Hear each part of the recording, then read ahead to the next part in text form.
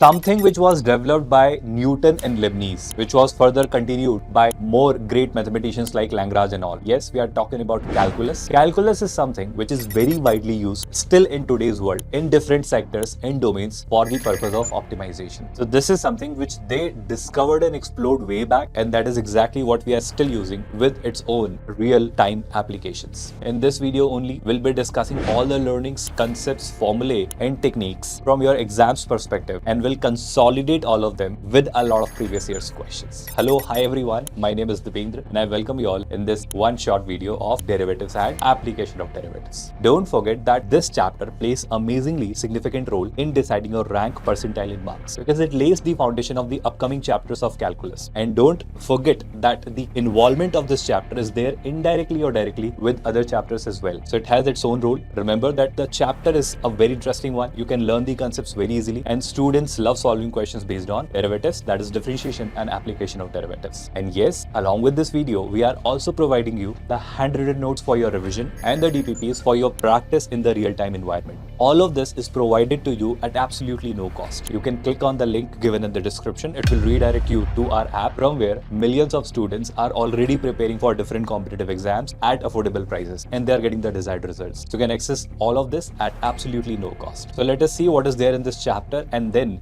we'll explore all those things which Newton and Leibniz came up with. So this is all what we'll start with. We'll start, of course, with differentiation. So we'll understand differentiation, its formulae, the different techniques through logarithm, through the differentiation of implicit and explicit functions, and all the other methods we'll be discussing here. Of course, the differentiation of a function and its inverse and how are they related, that is also what we'll be exploring. Once we are done with that, of course, we'll learn parametric differentiation, logarithmic differentiation, as basically these all are different techniques of differentiating, right? Similarly, along with this, after this, now we'll learn parametric differentiation, then we'll learn derivative of a function with respect to other function. Then, of course, higher order derivatives, derivatives of composite functions, that is also what we'll explore. Then there comes application of derivatives. There we'll talk about rate measure, that is the meaning of differentiation, the meaning of derivative, and then geometrical meaning of derivative, and then how do you deal with approximation based on it. Then we'll talk about the function being increasing, decreasing, strictly increasing, strictly decreasing, which all gets covered under the concept of monotonicity, and then the concept of maxima-minima, local maxima, local minima, global maxima, global minima, and all sort of those questions, their applications, and we'll consolidate all of them. But right now, as of now, straight away, first of all, let us understand the derivative or differentiation. While we were discussing the chapter limits, continuity and differentiability, in the end, we started with differentiability, and there we had built an understanding of differentiability, that what is the geometrical meaning of differentiability. And there we learned that yes, a function is differentiable if it has a smooth curvature, which means if its unique tangent at that point is defined. I hope you remember that. Now, the same I'll be sharing here, that here, let's say there is a curve in a very simple language, and on this curve, if I draw a tangent, then the slope of this tangent is said to be the derivative of this function at that point. In a very simple language, that is the meaning. I hope you are able to understand this particular part very clearly, as we have already discussed it in the chapter limits, continuity and differentiability. Let's say this is a function over here, f of x, and there is a point on this curve, let's say this point over here, which is of course x1 comma y1, or you may call it x1 comma f of x1. So this is a point which I am denoting as p, whose coordinates are x1 comma y1. So we are merging two things, coordinate geometry with the concept of functions. So if I could find the derivative of this function, there are rules. There is ab initio method, which is what not will be discussing as a part of your IIT JEE syllabus. But if I talk about this simple differentiation, which we'll learn through, of course, a lot of formulae. So I'll be able to find f dash x, and in that f dash x, I'll replace x1 and y1 in place of x and y. So the moment you do that, your f dash x at the values x1 and y1, or if you wish to call it dy by dx at x1 comma y1. So your y is equals to fx is the function. So dy by dx is what you are trying to figure out at the point x1 comma y1. Then what does it mean? Geometrically, it simply means a simple phenomena, a simple fact that at this point x1 comma y1, we have drawn a tangent, And that tangent makes an angle theta with the positive direction of x-axis in the anti-clockwise direction. So tan ratio of that theta is called the dy by dx at that point x1 comma y1. All I'm trying to make you understand is a very simple fact that the slope of the tangent drawn to this curve at that point is nothing but derivative of this curve at this point. I hope you're able to relate it. I hope you'll remember this fact, because when you deal with questions based on coordinate geometry, and let's say you're dealing with questions of tangent and normal, although tangent and normal as per the syllabus is obsolete now. Trust me, it is not. It is not. Because in IDJ, tangent and normal is there in coordinate geometry. So you study it in circles, parabola, ellipse, and hyperbola. So there you deal with tangents and normal. So the concepts which are required to deal with tangent and normal are being discussed here in differentiability, differentiation, and application of derivatives. So it is not omitted. It is there. Trust me, it is there. So even if it is not there, it is there in parabola, ellipse, hyperbola, and circles. So there, if we are asked to deal with tangent and normal, how are we going to deal with them? Of course, there are standard formula and techniques which we'll learn and memorize. But what is wrong in having some more formulae? So if you could solve questions based on tangent and normal with some more methods, for example, what we'll be learning here in this chapter, application of derivatives, then what is the disadvantage of this? You should learn them. And that's exactly what I'm trying to make you understand, that the concepts which we're learning here will be very widely used in other chapters as well, in other units as well, in other chunks as well, coordinate geometry, and a lot of other places like algebra and all. Now, look at this particular part. If I move ahead with the next discussion, I'll simply give you the list of the formulae.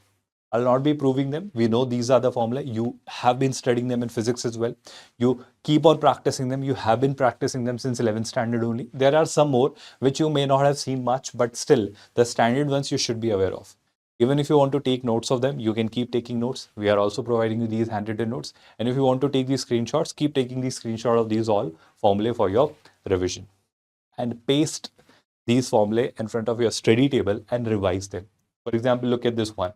If I begin with the derivative of a constant function, we all know constant function does not show any change with respect to change in x. So its derivative will be 0. So I hope you're understanding one more term. Geometrical meaning of derivative is the slope of the tangent. But the other meaning of derivative is rate of change. So the change in y with respect to change in x is called dy by dx, which is called the derivative. I hope you're understanding this. Newton-Leibniz coefficient, we call it dy by dx. So here, when you see or observe the change in a constant, I hope constant is always constant, so it does not change. So if it is not changing with respect to x, so what will be the change? So it is not changing, and since it is not changing, the change will be 0. Did you get that? Similarly, the change in x to the power n with respect to x is given by, basically ddx of x to the power n is given by nx to the power n minus 1. You all must very clearly be aware of these formulae, right? Similarly, if I'm asking you the ddx, the derivative of mod x, then don't say it will be x or it will be 1 or it will be minus 1. Rather, I'll use this concept of signum function here, which says x upon mod x. So do remember the derivative of mod x is x upon mod x. Do remember this. This is something very crucial. Don't forget this result here. ddx of mod x is x upon mod x. I hope you'll remember that. Now, moving ahead with the next set of formulae we are going to deal with. E to the power x, the best function, right? The derivative of e to the power x is e to the power x. Now, moving ahead, a to the power x. Now, the difference is this, that e to the power x, the base is e, the Napier's constant. But here, if base is any other number, greater than 0, it should be, of course, and it should not be 1. So, if you are dealing with a to the power x, a is basically a positive value. So in a to the power x, if you are willing to differentiate it, it is written as the derivative of a to the power x with respect to x is given by a to the power x log a. Do remember this formula. This is the formula from where students start getting confused. They, mistakenly use some other or wrong formula. So when it is all about e to the power x, it is simply e to the power x. But when you differentiate a to the power x, it is a to the power x log a. I hope there is no confusion on that. Now, we know that log x, the derivative of log x should be 1 upon x. And here you should remember that this value, whose log you're taking, should be a positive value because you take the logarithm of positive values only. I hope you remember the domain of the function logarithm, right? Now, moving ahead with some more formulae. Yes, that derivative of log x was there at base e. So the catch here is that you should remember that here in this case, the base was e. What if the base is not e? I hope you remember that we have discussed a formula which says that log of, let's say, b base e. If I wish to convert it into some other base, can I not use this formula which says log b base c divided by log a base c? That's a formula which we study in logarithm. Now, if I could use that formula here, let's say I have this log mod x at base a. Can I not use this formula in a very simple pattern here, that I'll say that log mod x base a can be written as log mod x at base e divided by log a at base e. I hope now if I'm asked to differentiate this function, I can very easily do that, because differentiating log of mod x at base e is basically 1 upon x, and log of a at base e is a constant. So my answer will be 1 upon x times log a base e. I hope you'll remember it. Even if you forget this formula, you should remember the logic, the approach we have used. Right. Now, if I move ahead with this function, the trigonometric function's derivative, the derivative of sin x is always cos x. The derivative of cos x is minus sin x. Now, moving ahead towards the next set of rules, the derivative of tan x is sec square x. The derivative of cot x is minus cos x square x. The derivative of sec x is sec x tan x. And the derivative of cosec x is minus cosec x cot x. How I personally remember is, with tan it is sec square x. With sec x, it is sec x tan x, but both were positive. But when I brought cot x, so it was minus cos x square x. When I brought cosec x, it was minus cosec x cot x. So this is how you should remember it. I hope you won't forget that. Where do you use plus sign? Where do you use negative sign? That is what you should stay aware of. For example, the derivative of sin x was cos x, but the derivative of cos x was minus sin x. I hope there is no confusion on that front. Now, moving ahead with this part, this is something very crucial. And remember, everything is very important here, whatever I'm going to mention now. We know, or you should know, or you should remember that sine inverse x as a function, its derivative will be 1 upon under root 1 minus x square. But the catch here is, it should be applicable only when x lies between minus 1 and 1. So x has to lie between minus 1 and 1, the open interval minus 1 to 1. Then only you can differentiate sine inverse x. Then only you can say that yes, its derivative will be 1 upon under root 1 minus x square. From the domain of the function only I can say so, because I need to have this 1 minus x square to be positive, and this will be positive only when x lies between minus 1 and 1. Did you get that part? I hope there is no confusion on that. Similarly, again, the part remains very simple and very straightforward. For cos inverse x, you need not remember the derivative formula. With the sine inverse x, it was 1 upon under root 1 minus x square. With cos inverse x, it will be minus 1 upon under root 1 minus x square. That's the difference. The same pairing you will see with the upcoming formula as well. What do I mean by that? For tan inverse x, let me correct this formula first of all. Just give me a second, participants. There is a small correction here. For tan inverse x, the formula is 1 upon 1 plus x square. So that's the formula. I repeat, the derivative of tan inverse x is 1 upon 1 plus x square. Here, x has the liberty to be anything. So x can be any real number. Now, if I move ahead with the next formula for cot inverse x, let me show you this formula first. So what was the formula for tan inverse x? The derivative was 1 upon 1 plus x square. So for cot inverse x, it will be minus 1 upon 1 plus x square. The same pairing you can find between sec and cosec as well. The derivative of sec inverse x, it is 1 upon mod x times under root x square minus 1. The derivative of cosec inverse x will be minus 1 upon mod of x times under root over x square minus 1. Again, with cot inverse x, there is no problem with x. It can be any real number. But when you talk about sec inverse x and cosec inverse x, and if you're defining their derivative, the again challenge here is that x can be any real number except for any value between minus 1 and 1. I hope you remember this. I hope you must be able to understand this, that for the existence of this even x square minus 1 only, that is something which is needed to be there. I hope you are very much clear with that. Now, moving ahead with some more understanding of differentiation. The very basic phenomena we all know, that if I am asked to add or subtract certain functions. For example, here, let's say we have a function, y, which is summation or difference of certain some other functions. For example, u of x, v of x, w of x. And either they are added or subtracted or both, something like that, operations are done between them. And I'm asked to differentiate this function y. So differentiation, like summation, is an operator which can be distributed over addition or subtraction.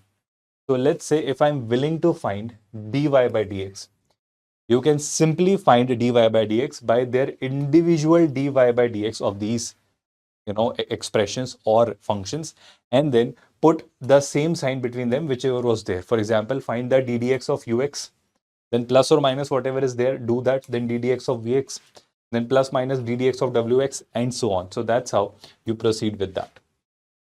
I hope there is a very much crystal clear clarity on the front, that whenever sum and difference of functions is there, the differentiation is really simple. You just need to distribute that operator inside. Now, moving ahead with some more formula, with some more understanding.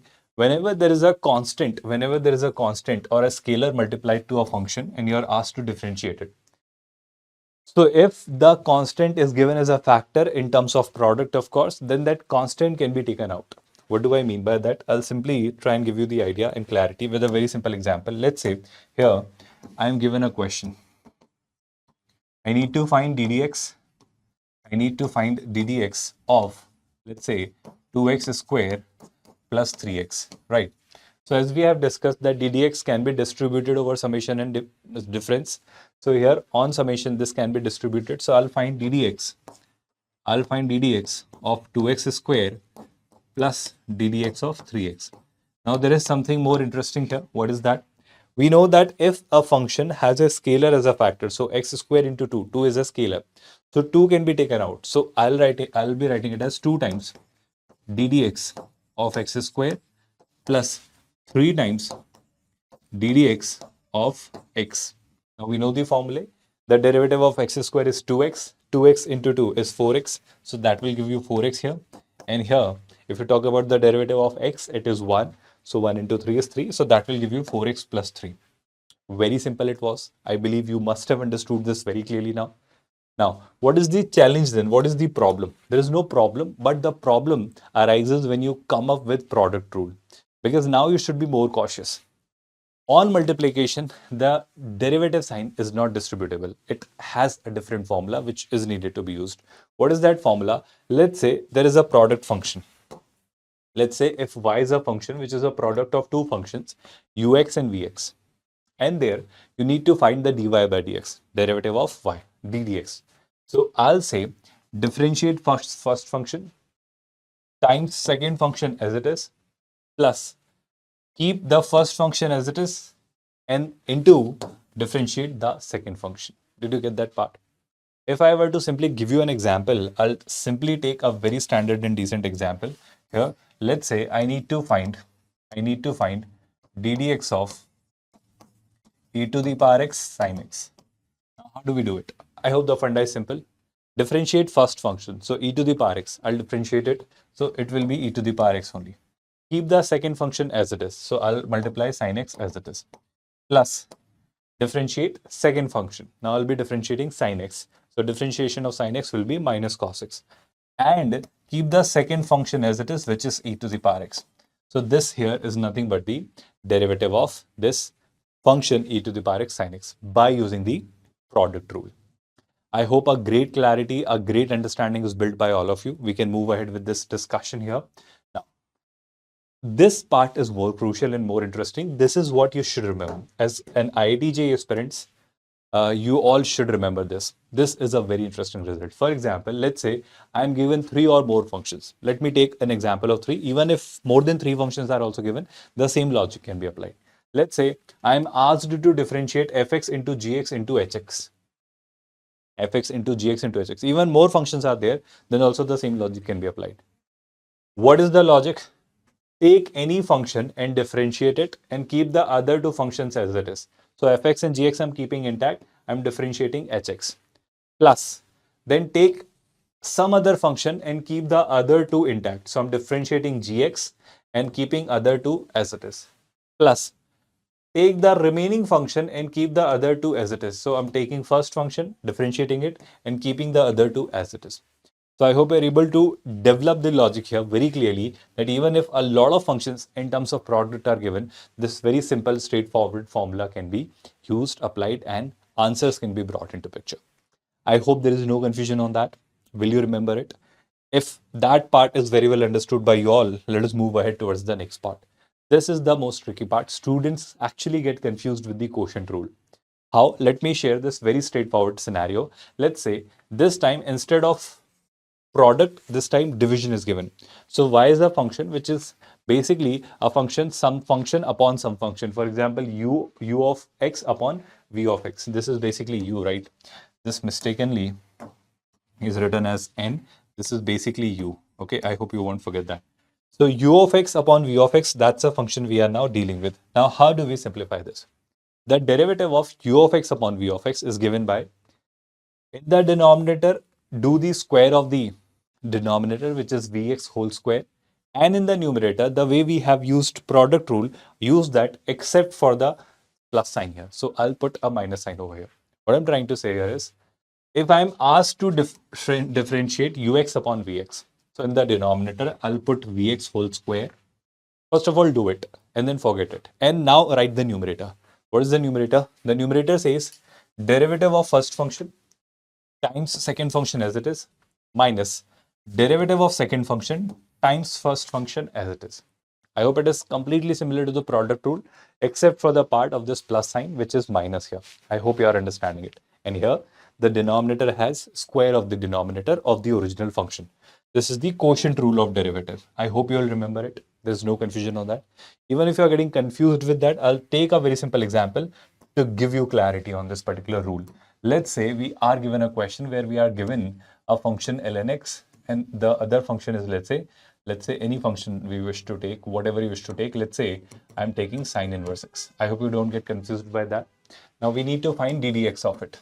We need to find ddx of it. So how do we do that? I'll be applying the quotient rule.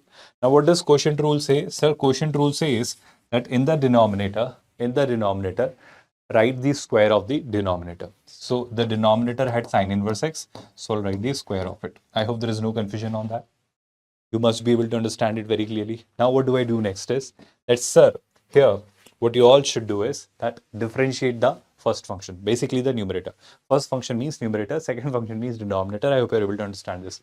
So derivative of the numerator. So the derivative of ln x is mod x, 1 upon mod x or 1 upon x, where I am ensuring that the domain is intact. Now, into second function, which is the denominator here in this case, should be written as it is, minus numerator as it is and derivative of denominator. So numerator will be ln x, which I'll write here, into derivative of denominator. So derivative of sine inverse x, we all know, is 1 upon under root 1 minus x square. I hope you remember that. So this is going to be the derivative of this function. Did you get that part? I hope there is no confusion on that and you are able to build a great sense out of it. Now, moving ahead with the next part, what do we see next? Chain rule. Now, what does chain rule say? Chain rule is basically a rule which is applied on the composite functions. What do I mean by that? Let me take an example so that you get a great clarity on that. Let's say I need to differentiate a function and the function is given as, let's say, e to the power sine x square. Now, usually what we do is we differentiate e to the power x, we differentiate sine x, we differentiate x square. But here, I hope you can see it is a composition of e to the power x, sine x and x square. So the function is e to the power sine x square. Now, how do we apply chain rule?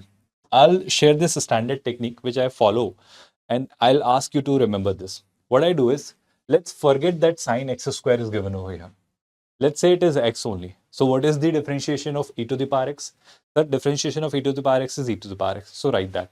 But x is actually sine x square. So I'll write the differentiation of e to the power x, which is e to the power x only, but here it is sine x square.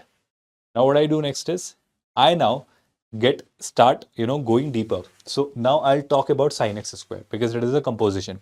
So the derivative of sine x square, again, forget this x square for a while. Now into that derivative of sine x. although this is x square, but treat this as a x for a while. So what is the derivative of sin x? Sir, the derivative of sin x is cos x. So let us write that. So I'll be writing the next derivative, which is cos x, but it is not x actually, it is x square. So I'll write cos x square. It is not cos square x, it is cos x square. I hope you are understanding the difference. Now, so the problem is it wasn't sin x, it was sin x square, and you treated x square as x. So now as per the chain rule, I'll multiply this by the derivative of x square. So the derivative of x square we all know is nothing but what? It is 2x. So this is how you start penetrating deeper when you wish to apply chain rule. So chain rule is basically a rule which is applied on the derivatives when functions are given in this composition form. So composite functions are used. For example, it was not a very straightforward e to the power x or sin x or x square. It was composition of three functions. So I started with the outer layer one, then I delved deeper into the second layer, and then I delved deeper into the third layer. And that's how we differentiated this function. Did you get a great clarity on this? I hope it is completely understandable and it makes a great sense. You are able to understand and digest it. And if you have gotten this, let's take a very interesting example through which you will get a great clarity on derivatives. How? Let's have a look at that. I'll simply use the product rule here. What does it say? Let's write this gx. So let me start writing g dash x, right? So how do I write g dash x? This here is our first function and this is the second function, right? So differentiation of first function, but chain rule needs to be applied because let's say if it is hx, so the derivative of h of x will be h dash x. So this will be h dash x, which is h dash of e to the power x. So I hope you are realizing the problem. E to the power x needs to be differentiated as per the chain rule. So the derivative of e to the power x will be e to the power x. Did you get that? Derivative of hx is h dash x, but x is e to the power x, so e to the power x will be differentiated as per the chain rule. Times second function as it is. So what is the second function? Second function is e to the power hx. I hope there is no confusion on that. I repeat, derivative of first function times second function as it is. Plus, what do we have next? Since we are applying the product rule, second function, the derivative of second function into first function as it is. So first of all, let me differentiate the second function. So e to the power hx. Let us treat that hx as x for a while. So let us say it is e to the power x. So derivative of e to the power x is e to the power x. So derivative of e to the power hx will be e to the power hx into derivative of hx. So as per the chain rule, derivative of hx will be h dash x. This is the derivative of second function times first function, which is h of e to the power x.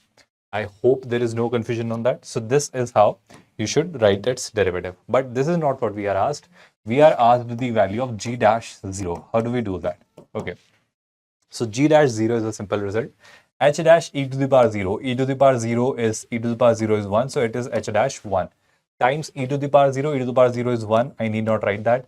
E to the power h of 0 plus what is next? E to the power h of 0 again times h dash x, which is h dash 0 times h of e to the power 0, which is 1. So h of e to the power h of 1. Did you get that? I hope everything is understandable. Now, I think we are given all these values. Let's replace them. So h dash 1. What is h dash 1? It is 2. So that is 2 here. Into 1 doesn't matter. E to the power h of 0. So e to the power h of 0 is 0. So e to the power 0 is 1. So it will be 1. I hope there is no confusion on that. Now, e to the power h of 0, we have just discussed e to the power 0, which is 1. So I need not write that. Into h dash 0. So h dash 0 is, I think, 2. So that's 2 over here. Times h of 1. What is h of 1? H of 1 is also 1. So that is 1. So I think it is 2 plus 2. So the answer should be 4, which is what we are given in the option B. Did you understand the whole solution? Are you able to make or bring a great sense out of it? Any confusions, students? Shall we move ahead from here? Now, let us understand how to differentiate implicit and explicit functions. That is the shortcut. If you want to understand the derivative of implicit and explicit functions, I'll straight away share this technique here in this question. I'll share both of the techniques, the standard method and the shortcut method. Let us understand the standard method first. What do I mean by implicit function? Where x and y both are there and it cannot be distributed, it cannot be separated, which means the function y cannot be written in terms of x, or x cannot be expressed in terms of y. You'll have both x and y there. So this is how implicit functions are defined. Explicit means y can be explicitly specified in terms of x, or x can be explicitly defined in terms of y. But here it is an implicit function. How do we do that? I'll simply differentiate in both these sides. Which expression I'm talking about, students? I am saying that we are given an expression x to the power k plus x to the power k plus y to the power k, and this needs to be differentiated. This needs to be differentiated. So this is what is there on the left hand side. On the right hand side, we have a to the power k. So I'll differentiate a to the power k as well. I hope there is no confusion on that, where we are told that a and k both are positive. Now, if I'm differentiating it on both sides, what do I get? So on the left hand side, it says d dx of x to the power k, which is nothing but what? K times x to the power k minus 1. I hope there is no confusion on that. Now, y is internally a function of x. So I'll apply a chain rule here. So y to the power k, I'll differentiate y as first. I'll differentiate y to the power k first. So when you differentiate y to the power k with respect to y, it becomes k times y to the power k times y to the power k minus 1. But as per the chain rule, the y also needs to be differentiated with respect to x. Here I differentiated it with respect to y. So y to the power k became ky k minus 1. But this y also needs to be differentiated as per the chain rule with respect to x, because the differentiation is happening with respect to x. So y when differentiated with respect to x gives you dy by dx.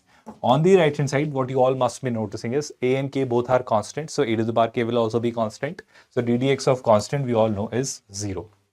Did you understand that part? I hope there is no confusion on that. Now, when I move ahead, I'll try to figure out this particular result, which we all can. First of all, this k and this k can be taken common and can be eliminated. I'll take this x on the other side. So here, I'll be writing it as y to the power k minus 1, y to the power k minus 1 times dy by dx is equal to this x to the power k minus 1 goes to the other side. So it is minus x to the power k minus 1. If I divide both the sides by y to the power k minus 1, it leaves you with dy by dx is equal to negative of x upon y whole raised to the power k minus 1. Any confusions on that, students? Now, this is what we are given. If I take it on the other side, I am left with x upon y to the power k minus 1 plus dy by dx is equal to 0. But the expression which they are giving is dy by dx plus y by x. We have received it as x by y. I think I can do that. I can convert it into y by x. If I take its reciprocal, all I need to do is put this negative sign here. What I'm trying to say here is a very simple phenomena. Do we know that we have studied something known as, let's say, x to the power minus m can be written as 1 upon x to the power m. So if I'm taking reciprocal of this, I just need to put a negative sign over here on the power. Do you remember that? So if it is x upon y to the power k minus 1, can I not write it as, if it is x upon y to the power k minus 1, I can write it as y upon x whole raised to the power 1 minus k, negative of k minus 1, plus of course what? Dy by dx is equal to 0. Now let's get back to what we were discussing. We were discussing that this is what we are given. But according to us, the power of y by x is 1 by 3. Power of y by x is 1 by 3. But as per our discussion, as per our conclusion, the power of y by x, which is 1 by 3 as per them, is 1 minus k. So I think we have cracked the value of k from here. I hope there is no doubt on that. So if I try to write k goes on the other side, 1 by 3 comes here. So k is 1 minus 1 by 3, which is clearly 2 by 3. So if I wish to make any comment on the value of k, it is 2 by 3. Sir, you were talking about some other shortcut method as well. Yes. Let me try and make you understand that shortcut method as well. The shortcut method says that differentiation of implicit functions is really simple. Partially differentiate that function with respect to x, divide that partial derivative of the same function with y, and put a negative sign over there. What do I mean by that? Let me explain that through this simple example only. The example was x to the power k. The example was x to the power k plus y to the power k is equal to a to the power k. Can I write it as minus a to the power k is equal to 0? So this is our function. This is our function. So this is our function that implicit function in x and y. Now, what I am suggesting you to do is put a negative sign first.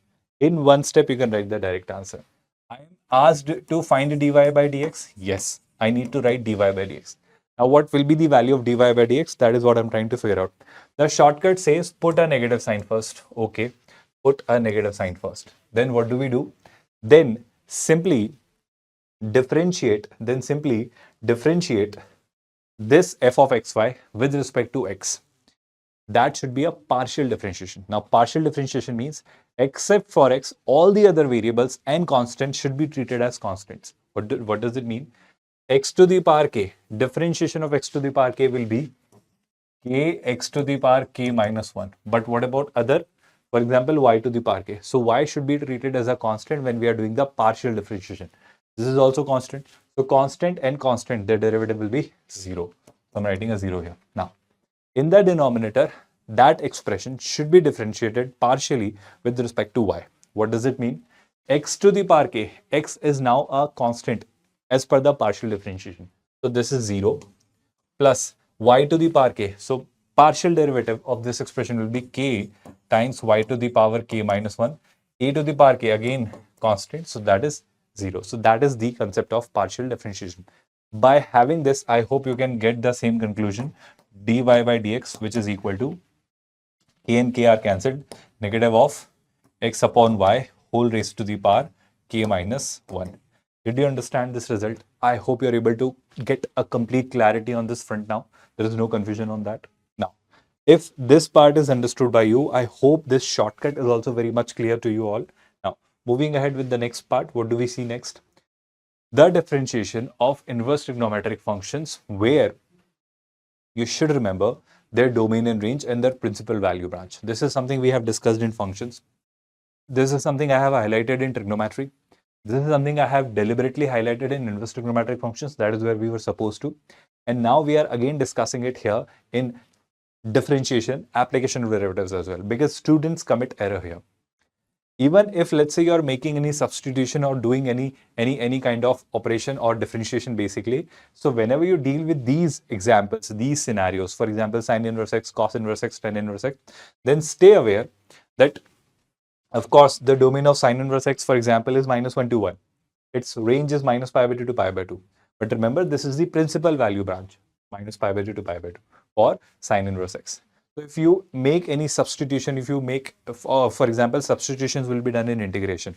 But even if you are solving any question based on that, do take care of such domains and range. Because if it gets violated, the question will not be solved. I'll, of course, share some examples. But of course, I hope you remember, this is what we have already discussed. Now, there comes even a better part, even a more understanding, even a more better part where I'll be sharing you some substitutions or parametric versions through which you can find out the solutions to the questions. This is exactly what I'll be repeating in integration as well, but let's look at this in differentiation too. What do I mean by that? Let's say if I see a square minus x square. Of course, differentiating this will be difficult. But if I replace x by a sine theta, so I'm introducing another variable theta here. So if I replace x by a sine theta here, I will be able to I'll be able to simplify this particular result. That's my point. So these are all the results which I'll be explaining you in integration. Don't worry about that. In differentiation, we very seldom or rarely use them, but still, for the sake of keeping them here in your notes, we have kept them here. You can take these screenshots and keep it. I repeat, in indefinite integration and definite integration, I'll use and discuss this thing, this inverse part and this trigonometric substitution part in more clearer detail. So remember, this is exactly what we'll be discussing there, right? Now, let us move ahead. After this substitution, I'll try and tell you this particular example in which you should be careful like that. So for example, this is a question where I'm asked or given y is equals to sec of tan inverse x, and then we need to find dy by dx at x is equal to 1. Now there are multiple methods. Some of the students may start using chain rule. Now, as per chain rule, they'll say, sir, sec x, let's say tan inverse x is x. So they'll differentiate sec x, and instead of x, they'll write tan inverse x. So derivative of sec x is sec x tan x. So then, as per chain rule, they'll write the derivative of tan inverse x, which is 1 upon 1 plus x square. And a lot of things will appear, which is absolutely not wrong. But I'll say, if you are going for such a cumbersome process, can you not simplify this first? Because we know the concepts of inverse trigonometric functions. We know the principal branch, we know the range, we know the domain. And if you have learned all those basics, if we have invested all our time in understanding that particular chapter, inverse trigonometric functions, then why should we not use those learnings here in this chapter as well? And that's the whole point. Einstein says that I look tall because I'm standing on the shoulders of other great people. So whatever research and discoveries were made by people before him, he has basically continued those researches only. And so that, look at his humility. He says that I look tall because I stand on the shoulders of the great people who came before me. So he continued the research and discoveries done by other people before him. And that's what we keep doing. So if we have learned something in inverse trigonometric function, why should we not use those learnings here in this chapter? That's all is about science, using clues from other stuff to apply them in some other stuff. And that's why clubbing all the data together. When you merge all the data together, you create something amazingly new. That's science, right? So that's exactly what we'll do here. So let's say if it is sec of tan inverse of x. What I'm trying to make you understand is, for a while, let's say if I write or assume tan inverse x as theta, this is exactly what I was trying to say when I was talking about substitutions. So let's say I'm saying that tan inverse x is theta. So we know that in a very simple world, I'll say tan theta is equal to x. Now if tan theta is x, let's take a right angle triangle where this is theta. If tan theta is x, I can say this is x upon 1, which means perpendicular can be x, base can be 1. Can you make any comment on its hypotenuse? You will say, sir, it will be under root 1 plus x square as per the Pythagoras theorem. I hope there is no confusion on that. Pythagoras is what I have used. Now, I'm trying to make you understand one more very simple phenomena here. If you know tan theta, which is x, what is it? Sir, the question is y is equal to sec of tan inverse x. Tan inverse x is theta. So the question is y is equal to sec theta. Did you get that part? Now, y is equal to sec theta is what we are dealing with now. But, sir, this is theta. I wish to differentiate it with respect to x. I totally get that part. How do we do it? Can you help me with sec theta from here? Yes, you would. You can. How? Because we know cos theta is base upon hypotenuse. So sec will be hypotenuse upon base. So what do you mean by sec theta? Sir, under root 1 plus x square. So y is nothing but under root 1 plus x square. Did you get that? So if you get confused that, sir, here I'll be using chain rule and this equation may get a little bit complicated, then why should you complicate it unnecessarily? Why can you not use such simplifications, right?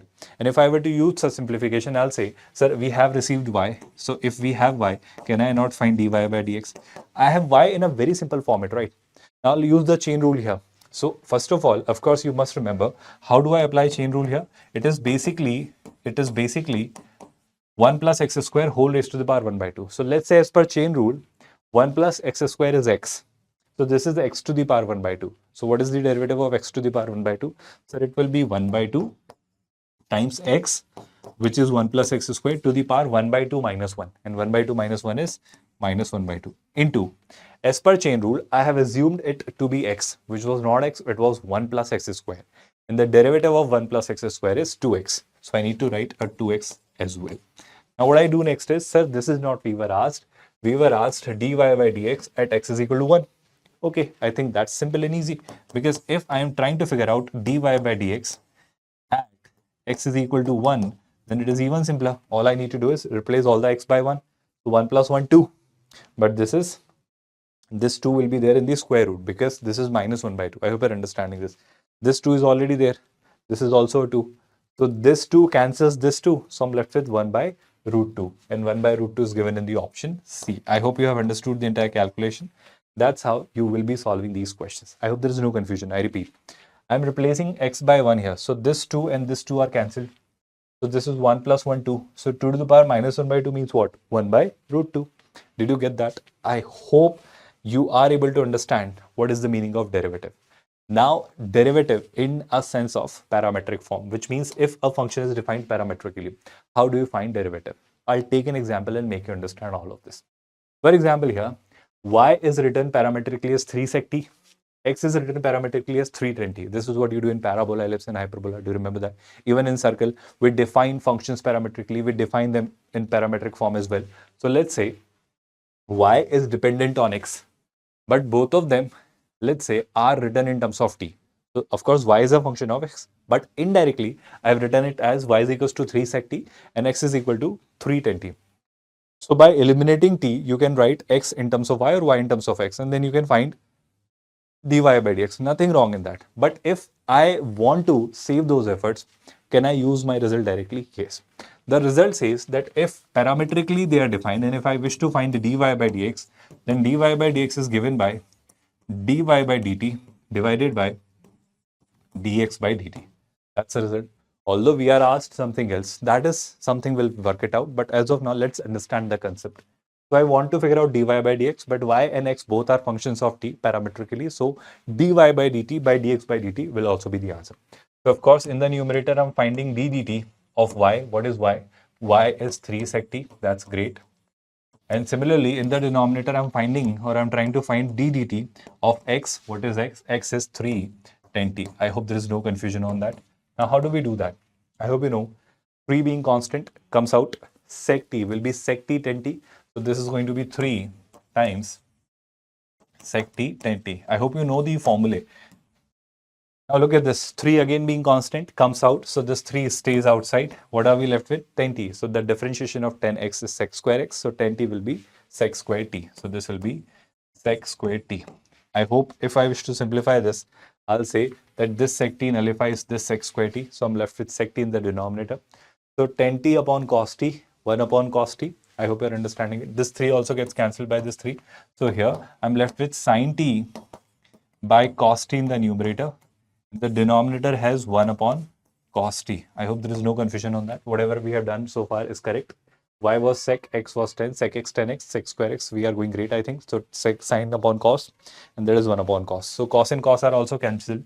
And finally, I'm left with sin t. Now, what is the meaning of sin t? What is the meaning of sin t? So sin t is basically dy by dx. Okay. I have gotten the value of dy by dx, which is sin t. But what is the problem?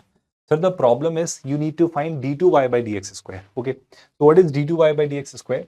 So basically, when somebody says d2y by dx square is what you need to find out, it means ddx. It means ddx of dy by dx. ddx of dy by dx. Did you get that part? Now I need to find ddx of dy by dx. So if I wish to find ddx of dy by dx, what is dy by dx? So dy by dx is basically sin t. So again, there is a problem. So what is the problem? The problem is it is in t, and we are willing to differentiate with respect to x, although it should be differentiable. You won't say that this is constant. T is a function of x, or x is a function of t. Basically, they are dependent on each other. So here there should be something. Now what is that thing? Can I not say I can write it as sin x. So I can differentiate sin x, but it is actually a function of t. So I need to differentiate t with respect to x. So can I not write this entire expression like this? Let's forget this whole expression. I'll try and give you a better result here. See, I need to find d2y by dx square. So this d2y by dx square, I will be writing as, please understand, ddx of dy by dx. That is perfectly fine, nothing wrong in that. But we know dy by dx is a function of t. Dy by dx is a function of t. It is dependent on t. So here I need to differentiate it. Let me write this part only here. Then I'll write it in the next step so that you don't get confused. We need to find ddx of dy by dx. Now, whatever I was trying to show you previously, that also could be the approach. But if you don't get that approach, let me try and give you a different approach here. I'll say I will differentiate this dy by dx with respect to t, because this dy by dx is a function in t. So this can be differentiated with respect to t. But actually I needed to differentiate it with respect to x. So will I not introduce dt by dx, which in the denominator can be written as dx by dt? Chain rule it is only, but in a different sense. So this is also how you write d2y by dx square. I hope there is no confusion on that. Now, as per chain rule, if I delve further, what do I have? d dt. Okay, that is d dt.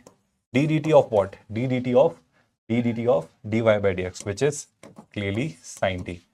whole divided by dx by dt. Now, have we explored dx by dt? I think yes. Dx by dt was 3 sec square t. If you have forgotten, I'm asking you to differentiate 310t. I'm asking you to differentiate 310t. I hope now you must be able to recall that x was basically what? X was 10t, sorry, 310t. So this is what we need to do now. I hope you are comfortably understanding all of this. Now, when you proceed further, the numerator, the derivative of sine t with respect to t is nothing but what? Cos t. I hope you are understanding it. In the denominator, as we have already discussed, it is 3 times 10t is going to be sec square t. So this will be sec square t. Now what is next? I think I need to find it at pi by 4. So I'll be replacing t by pi by 4. So in the numerator, it will be cos pi by 4. I hope no doubt on that. And it is 3 into sec square pi by 4, right? Now, the values I'll be substituting here. Cos pi by 4, we all know is nothing but 1 by root 2. Did you get that? What about the denominator here, students? 3 remains 3. I won't bother about that. 3 stays 3, like that only. But what is next? Next part is sec square pi by 4. What is cos pi by 4? So that is 1 by root 2. So sec will be root 2, but it is a square, so it should be 2. Did you get that part? I hope there is no confusion on that. And finally, with that, if I write this particular part here, I think we have the answer, that is 1 upon 6 root 2.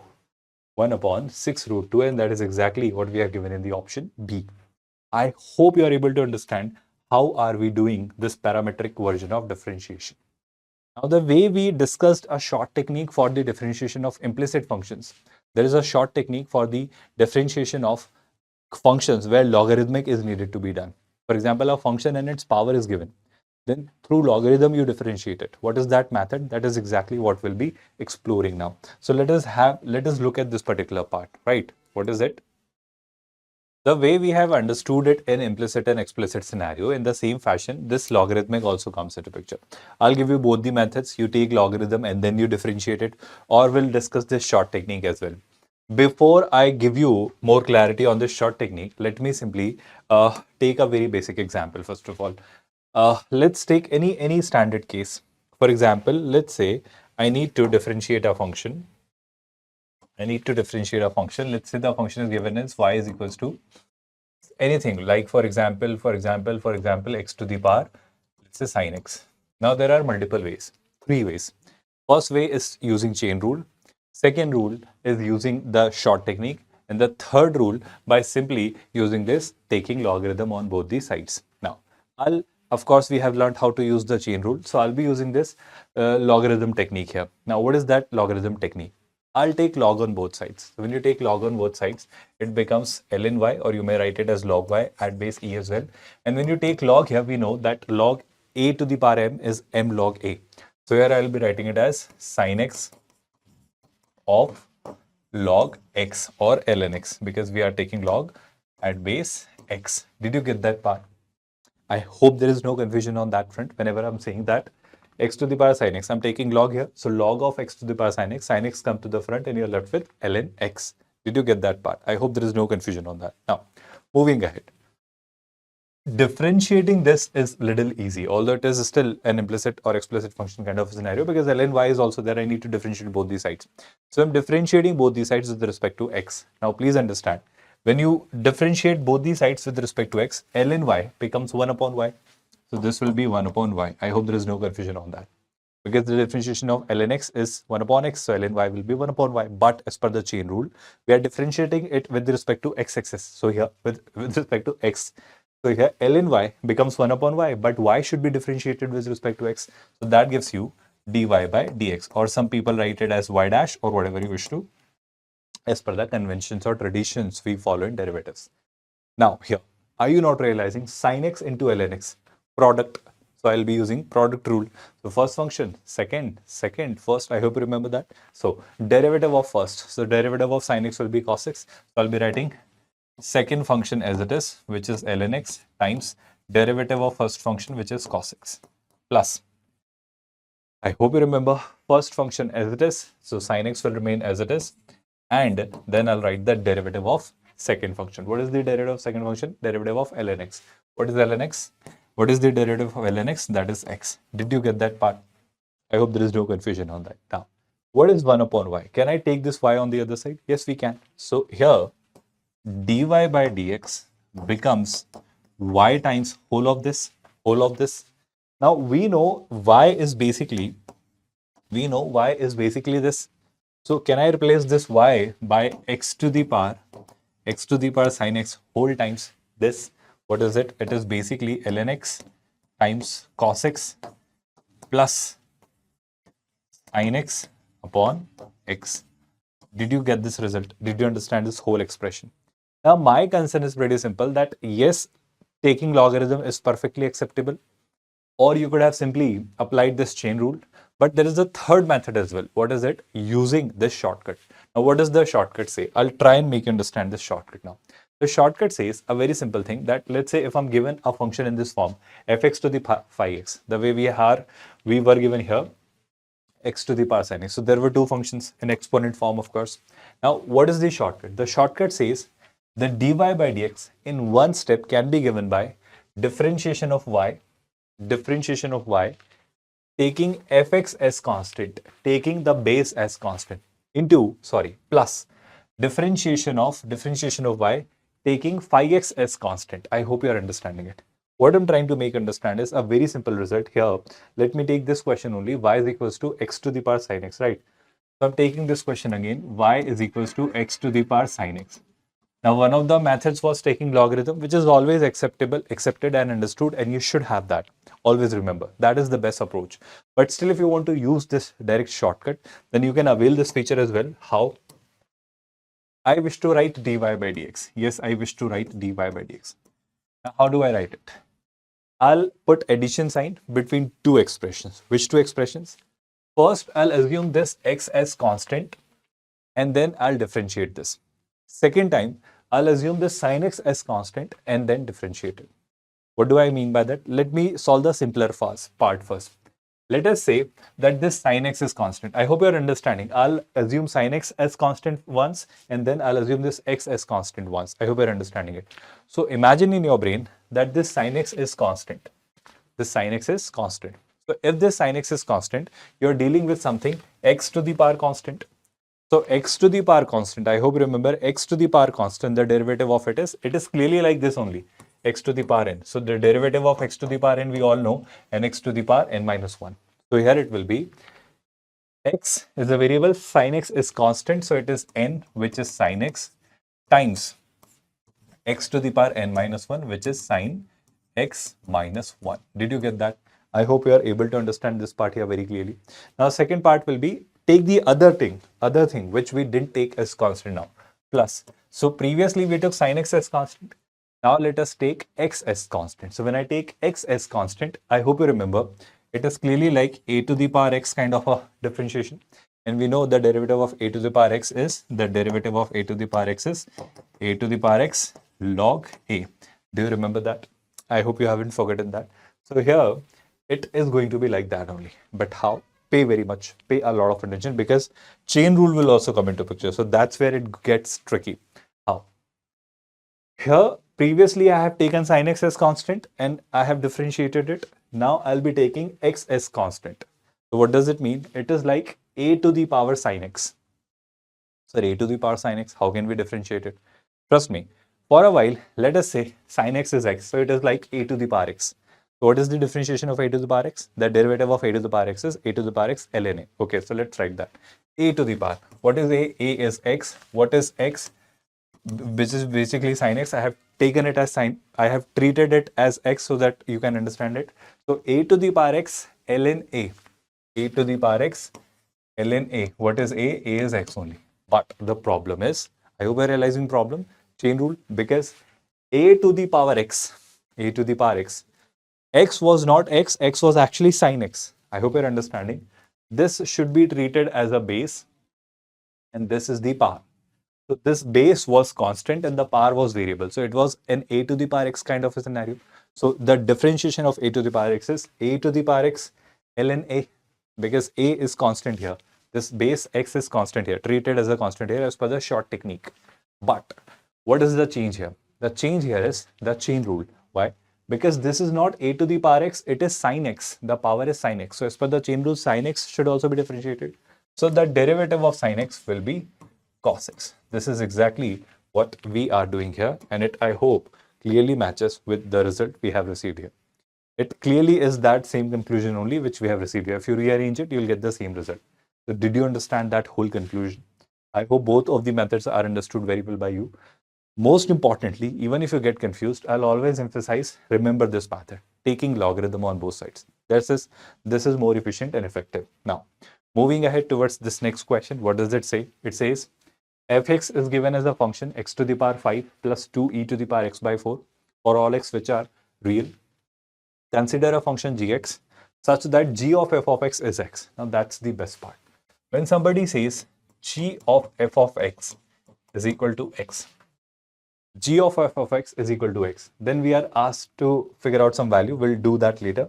But whenever you see g of f of x, there is a conclusion which you should have with you. What is that conclusion?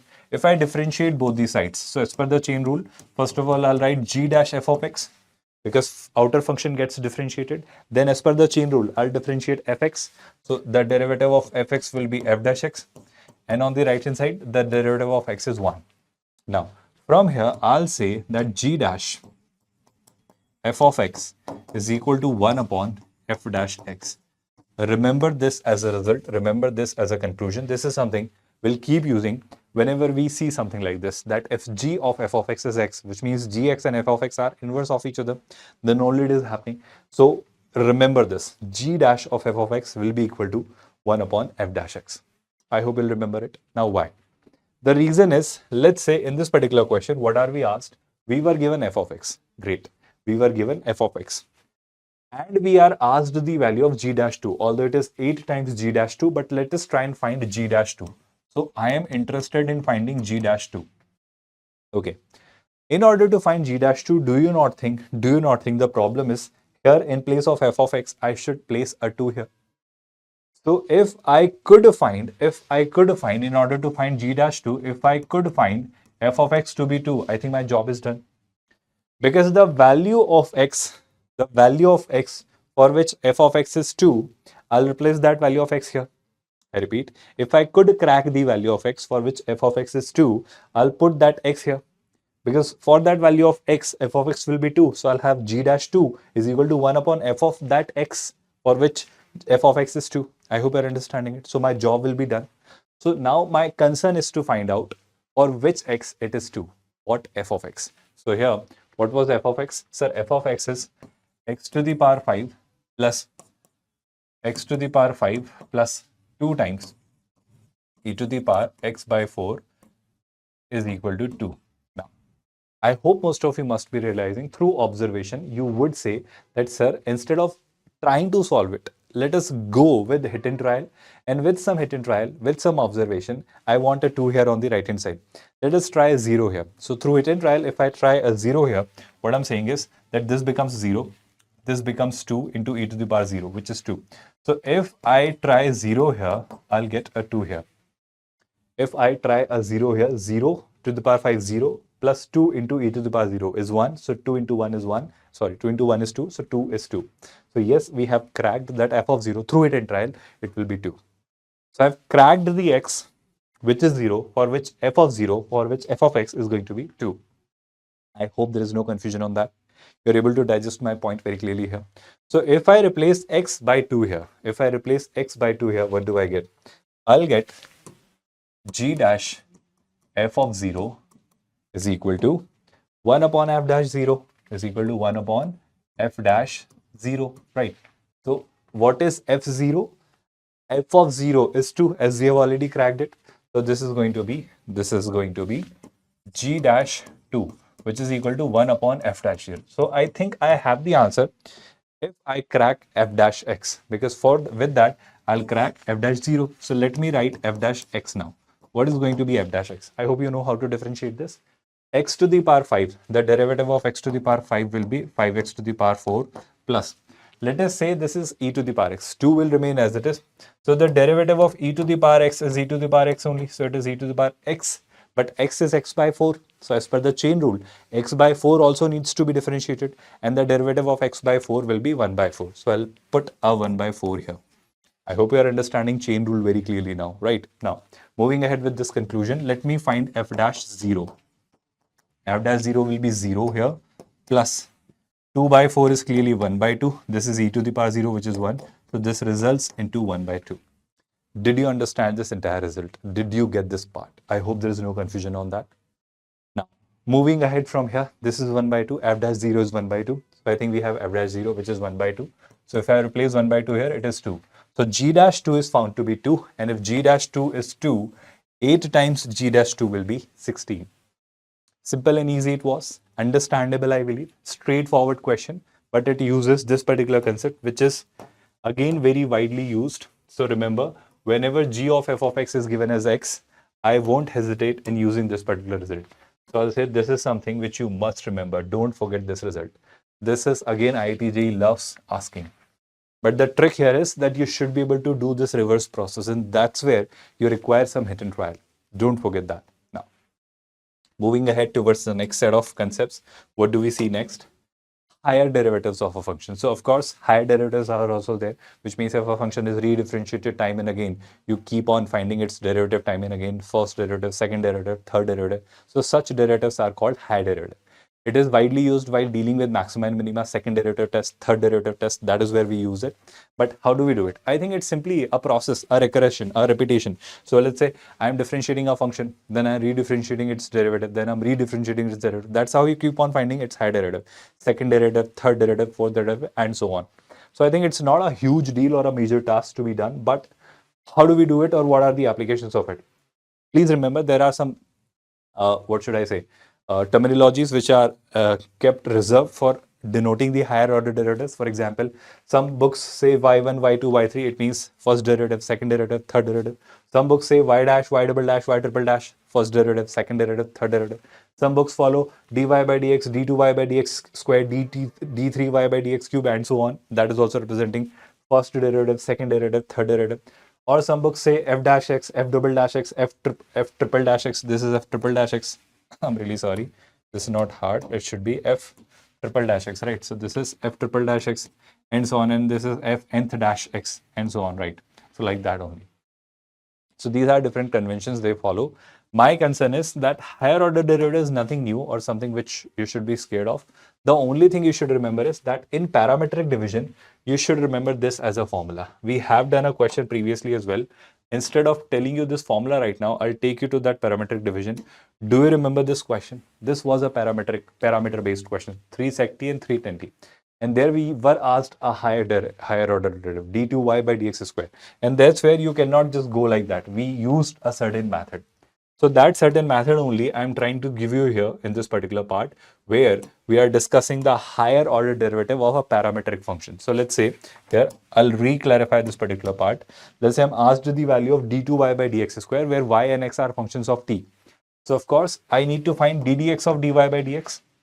So I need to find ddx of psi t and phi t. What is psi t? Function in y. And what is phi t? Function in x. Of course, it should be multiplied by dt by dx, or it could be divided by dx by dt here. So that is same. I hope you're able to digest this part. This is exactly what I did with that question, and that's exactly what you're supposed to do when you deal with higher order derivatives of parametric functions. If you are not able to digest this formula, go back to that question, watch its solution, and then you'll realize what do I mean by higher order derivatives of parametric functions. Do remember it. Questions are asked on it.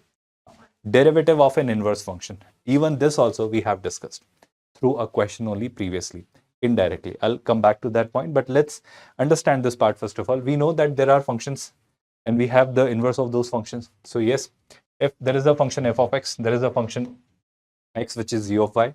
So we know that the inverse of f is g. So inverse are unique in nature. So if inverse of f of g, f is g, then inverse of g would be f. So I hope you are not confused with that. This is something we have discussed in functions as well. Now what I'm trying to make you understand is, let's say if f dash x exists, which means the derivative of a function exists, the function is differentiable, and f dash x is not equal to 0, then do remember g dash y is equal to 1 upon f dash x. There is a very important result. G dash y is equal to 1 upon f dash x. And this is nothing but what we have just done previously in a question based on composite functions. Do you remember this? This is exactly what they've written over here. Are you not realizing when somebody says that g of f of x is x, which means g of x and f of x are inverse of each other? That's why you are saying that g of f of x is x. Because if f of x and g of that f of x is being done, then you are, if again finding x, this means g and f are inverse of each other. And that's where we say that yes, this is true. Did you get my point? That g dash y is equals to 1 upon f dash x. If you want a proof, we had given you the proof. Even if you are not convinced, you have this result written over there again for you. So will you remember that? I hope there is nothing new here. So remember, reciprocal of dy by dx will be dx by dy from that conclusion. And also, dy by dx times dx by dy. This product will always be 1, as we have already discussed. So I hope you'll remember it. I hope you won't forget that result right now. Moving ahead from here, what do we see next? I hope inverse function is what we have already discussed. Now we'll start discussing that what are the different meanings of derivative. So differentiation, the concept is over. Now we are moving towards application of derivatives. So first meaning of derivative, as we have discussed, tangent. Of course, we'll discuss it one more time. Will we discuss tangent, normal, subtangent, subnormal, and a lot more concepts? But right now, let us understand the another meaning of derivative, which is rate of change. What do I mean by rate of change? We understand that let's say here, y is a quantity which depends on t. So y changes as t changes. So that slight change in y, when a slight change in t happens. So when I make a little change in t, and that slight change in t makes y also change a little, whatever change that y is bringing. So that change in y with respect to that change in x, and that change in y with respect to that change in t, and that t is a very small change. That delta t is a very small change, a very small change. So if that is something like is being done, this is defined as dy by dt as per Newton and Leibniz. And further, what other mathematicians also extended the theory as. So I hope you're understanding the rate of change here is being discussed through derivative. Now, what do I mean by that? I simply am trying to tell you that the rate of change of any variable with respect to some other variable is the derivative of first variable with respect to other variable. I hope this is exactly what I'm trying to say. When you talk about velocity, when you talk about acceleration, they are nothing but what? Let's say if I could define the movement of a particle through a function of time, so I can find its velocity, because if its displacement could be defined, then the derivative of displacement with time is what? Velocity. If I could define a particle's velocity through a function of t, then the derivative of velocity with time is nothing but what? Acceleration. Are you understanding this fact? So this concept of rate of change is very crucial, and it is asked by ITJEE. We'll solve certain questions on it, don't worry about that. But I'm trying to make you understand that rate of change is something which is a real life application of derivatives. I hope you are able to relate it. Now, moving ahead, this conclusion I hope stays there with you, that dy by dx is nothing but the rate of change of y with respect to x. Will you remember that? Now, moving ahead, this is something you should remember. In differentiation and approximation also, we use this. So I'm asking you to remember this formula directly. Instead of discussing its proof, I'm giving you this result directly. Now, what does the result say? Let's have a look at that. The result says f of x plus delta x minus f of x is equal to f dash x into delta x. Why? Because we know f dash x dy by dx is f of x plus delta x minus f of x upon delta x. This is what we know. The derivative rule, right? The ab initio method. Do you remember that? I hope you remember f dash x. F dash x means what? Dy by dx is equal to nothing but what? F of x plus delta x minus f of x. I hope you remember y2 minus y1 upon x2 minus x1. What is x2? X plus delta x minus x1. What is x1? X. So x plus delta x minus x leaves you with delta x. This is the result we know. And from this result, if I simply take this delta x here, this is the conclusion we derive. Now, why am I discussing this result here? I am discussing this result here because, please understand, f of x plus delta x. So a quantity is slightly increased by a number, minus f of x is equal to f dash x into delta x. I'll share a very simple example and I'll tell you how do we use this particular result in approximation through differentiation. Let's take a very simple example here. Let's say I need to find the approximate value of 101, right? Now, how do we do that? Through this differentiation or through this approximation method using differentiation. So first of all, let us define a function. Let's say there is a function f of x, which is what I'm defining as root x. Why did I do that? You will realize it later. I'll use this only, which we have just discussed. But how? Let me explain that part here. Now, first of all, can you help me with f dash x? Yes, we know. What is f dash x, students? Sir, f dash x is clearly nothing but what? X to the power 1 by 2 it is. So the differentiation will be 1 by 2, x to the power 1 by 2 minus 1. So it is 1 by 2 root x. That is f dash x. Now, 101 is what I wish to figure out. I'll use this result. What is the result? F x plus del x minus fx. Right. I repeat, f of x plus del x minus fx is equal to f dash x into del x. I hope you remember this result, f dash x into del x. So I'll use this result, which is f dash x into del x. Now, how do I use these results, these values here in this particular scenario, where I need to find the approximate value of under root 101? Can I say, if I take x as 100, if I take x as 100 and del x as 1, if I take the value of x as 100 and the value of del x as 1, I think the job is done. Because x plus del x, 100 plus 1, which is 101. So this is f of 101 minus f of x, which is f of 100. What is f dash x? We already know.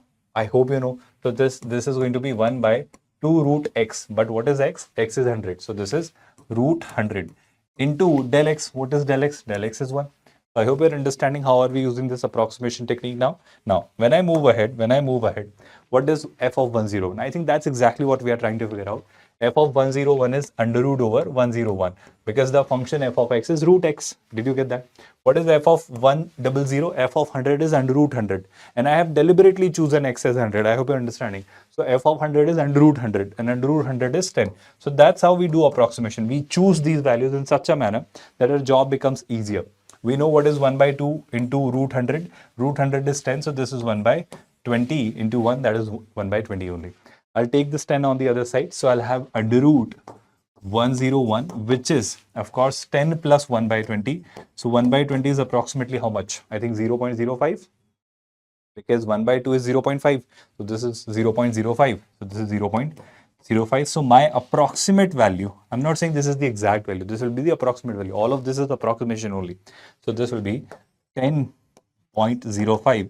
That is the approximate value of 101. I hope you have understood this particular conclusion and result. Did you get this part? The crux here is that you should remember this. Now, in this, 3 things are supposed to be learned by you. That first of all, it should be intelligently chosen that how do you decide f of x. The next tricky part is how do you decide the values of x and del x.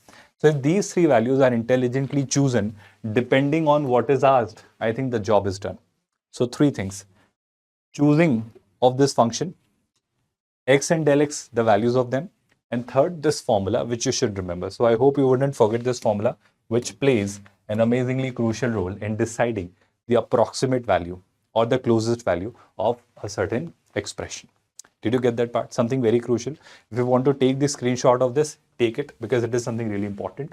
You should remember it. Now, moving ahead from this particular part, approximation, let us talk about few more terminologies because IIT JEE gives you questions where they use these terms. For example, they ask you absolute error. What is the absolute error? That del x or dx, what we have figured out here. This del x over here is the absolute error. This is the error. We have taken it as 1, but this is the approximate value. So that's the absolute error here. If I were to talk about relative error, so relative error, if they are giving you in the exam, then you will find the relative error by dividing del x by x. If they ask you percentage error, so in case of percentage error, that del x by x or dx by x should be multiplied by 100. That will be the percentage error. So let's say I know the exact value of under root 101.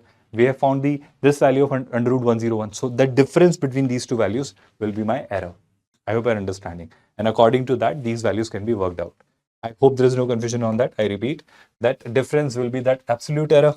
And if I divide del x by x, which means if I divide that error by 100, in that case, it will be the relative error, and if I multiply it by 100 for percentile, this is for percentage. So if I multiply it by 100 for percentage, then it will be the percentage error. I hope there is no confusion on that. Now, geometrical meaning we have discussed a lot many times, slope of the tangent. So I don't think that I need to explain this part. This is something we have discussed while discussing differentiability as well. So with this concept of rate of change, first of all, let's have a look at this question and let's understand rate of change. Then we'll talk about tangent again. What does this question mean? Asked by JEE Maths in 2025, let's simply start understanding what all we are given. So the question says there is a spherical chocolate ball. So there is a spherical ball. I hope you are understanding. So the shape is a sphere. It has a layer of ice cream of uniform thickness around it. Then when the thickness of the ice cream layer is 1 centimeter, the ice cream melts at the rate of 81 centimeter cube per minute. Okay, 81 cubic centimeter per minute. So that's the volume, right?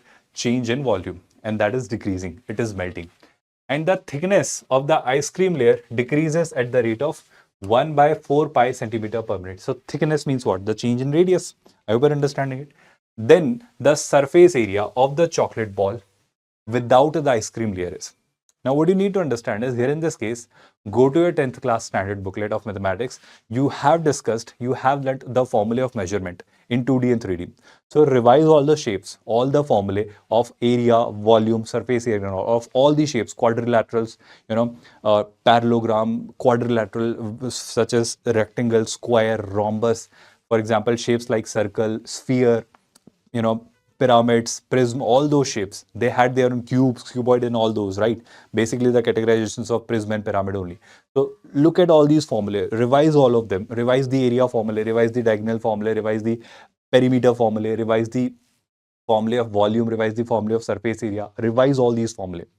Because that is going to help you a lot here in this category of questions. Because look at this particular question. What does it say? This question is basically using a concept of sphere, right? I'll begin with its volume, right? So we know that the volume of a sphere is given by 4 by 3 pi r cube. I hope you remember that. Now we know that this volume is changing. It's basically melting, right? The sphere or the chocolate or the ball or the ice cream at this rate. So if I differentiated on both these sides, dv by dt. Now please understand, I'm differentiating it with respect to t, the time. So here 4 by 3 pi will be behaving as a constant, so it will remain as this only. But r cube, of course, is going to, I'll again use chain rule here. So r cube I'll differentiate with respect to r, then r I'll be differentiating with respect to t, because chain rule is needed to be applied here, because r is a function of t and where v is a function of r. So chain rule is being applied. I hope you're understanding it. So r cube when differentiated gives you 3r square, but the derivative of r is also needed to be done with respect to t, which will give me dr by dt. I hope there is no confusion on that. Did you understand this part? Now, if I could give you more clarity on this part here, what do we know? dv by dt, the rate of change of this volume. So the ice cream is melting at this rate. So dv by dt is 81 centimeter cube per minute. So this dv by dt is nothing but what? It is 81. This is 4 by 3 pi. So 3 gets cancelled by this 3. So this is 4 pi r square times dr by dt. Now what is dr by dt? If you look at this dr by dt, this is the dr by dt, 1 by 4 pi centimeter per minute, because the layer decreases at the rate of, so the decrement in layer means what? The decrement in the radius of the sphere or the ice cream. So it is dr by dt, which is what? 1 by 4 pi. I hope there is no confusion on that. So this 4 pi and 4 pi are cancelled. R square is 81, so R should be 9. It should not be minus 9 because it is the radius. So I've cracked that initially when this was happening, when the ball's layer was reducing at this rate, 1 upon 4 pi centimeter per meter per minute. At that time, the radius of the sphere ball was 9 centimeter. I hope there is no confusion on that. Now, let me go back to the question. They were asking you the surface area of the chocolate ball without the ice cream layer. This 9 centimeter is the radius of the chocolate ball with that ice cream layer, right? So, and that ice cream layer is of 1 centimeter. So, will you all not agree that the radius of that spherical ball without that ice cream layer will be 9 minus 1, because that 1 centimeter thickness is there because of that ice cream. So it will be 9 minus 1, that is 8 centimeter. Now what are we asked? We are asked that surface area. So if I were to write the surface area, The surface area of a sphere of radius r is given by 4 pi r square. So this will be 4 pi r dash square. What is r dash? R dash is 8, 1 minus 9, sorry 9 minus 1, 1 less 9, 1 less than 9. It is 4 pi r dash square. R is basically 8, 8 square is 64, 64 into 4, double of 64 is 128, double of 128 is 256. So the answer should be 256 pi. I hope there is no confusion on it and you have understood it very clearly. Two things, rate of change of volume, rate of change of thickness. Through this we could find the radius. After radius, one more factor was needed to be considered. 1 centimeter was the thickness. So the radius of spherical wall will be 8, 9 minus 1. And the formula of surface area 4 pi r square, and that's how you could find the surface area of that spherical wall. Is it very well understood by you all? Shall I move ahead? I hope this part does make a lot of sense here. You're understanding? Now, when I move ahead from this particular part, what do we see next? Slope of tangent. As we have discussed, whenever you differentiate a curve, so you find f dash x, and in that f dash x, if you replace x and y by x1 and y1, you write the slope of that tangent at that point drawn to that curve, as we have been discussing it, right? Now, what is the advantage of it? The advantage is pretty simple. Now I will start discussing few conclusions related to the slope of the tangent, right? If I could simply give you more clarity on that, let me just simply give you an example. Let's say there is a curve y is equals to, let's say, 2x squared. This is clearly a parabola. And we know on this parabola there is a point. Let's say the point is, let me try 2 here. So if I try 2 here, the point is 2. So if I replace x by 2, 2 square is 4, 4 into 2 is 8. So y is basically, what is it? I think 2 I have tried, 2 square is 4, 4 into 2 is 8. So the point is 2, 8. So there is a point 2, 8 which lies on this parabola. Now, what if I were to ask you to write the equation of the tangent to this parabola at this point? One of the methods is writing t is equal to 0. After this, we'll discuss conic only, circle and conic. And in conic, I'll tell you t is equal to 0 is a method through which you can write the equation of second degree curves. But if I don't know that, how do I use the differentiation method to write the equation of the tangent? The idea is very simple. Differentiate this. So y will become dy by dx, 2x square will become 4x. Now in this dy by dx, in place of x and y, I'll try 2 and 8. Now x is the only thing we have here. So dy by dx at 2, 8 will be 4 into 2, that is 4. What is 4? 4 is the slope of that tangent. So I have the straight line slope. I know this line passes through 2, 8. Will I not be able to write its equation? So we can write the equation of the tangent with this simple formula, which says y minus y1 upon x minus x1 is equal to m, which is slope 4. You simplify this and you get the equation of the tangent. This is what I am trying to convey here. Through differentiation, you can write the equation of the tangent with so much ease. Or the other method is t is equal to 0, which is what we'll be using or discussing when we discuss coordinate geometry, circles, parabola, etc. In those chapters, we'll have a greater discussion on this front. But of course, this is something which you should remember. Now, do you not realize and agree that, sir, if I could crack or say something about tangent, I can say a lot about normal and a lot other features as well? How? Please understand. Let's say this is a curve. This is a curve. And by differentiating this curve at a certain point, I could write the slope of the tangent drawn to this curve. Let's say this is the point. Let's say this is the curve which is given by f of x. And this is a point on this curve which is given by x1, y1. I hope you're understanding this. Now, x1, y1 is the point lying on this curve f of x. I can differentiate this curve and I can find f dash x. So the moment you find f dash x, and in place of x and y, you are replacing them x1 and y1. So that gives you the slope of this tangent. Slope of this tangent, let's say I'm denoting by mt. Now, what do I mean by normal? What do you understand by a normal? Normal means what? At this point of contact to this curve with this tangent, I'll draw a line perpendicular to this tangent. So if I draw a line perpendicular to this tangent, like this, do you all see this over there right here? Now, this is a line which is perpendicular to this tangent. Now, by using coordinate geometry, if I have the slope of this tangent which is mt, then can you not make any comment on the slope of the normal, mn, let's say? It is going to be negative reciprocal of slope of mt. I hope you remember that. Minus 1 upon mt will be the slope of this normal, which is mn, because these two lines are perpendicular. The product of their slopes should be minus 1, which means the slope of this normal will be negative reciprocal of the slope of this tangent. And slope of this tangent can be found with the help of differentiation.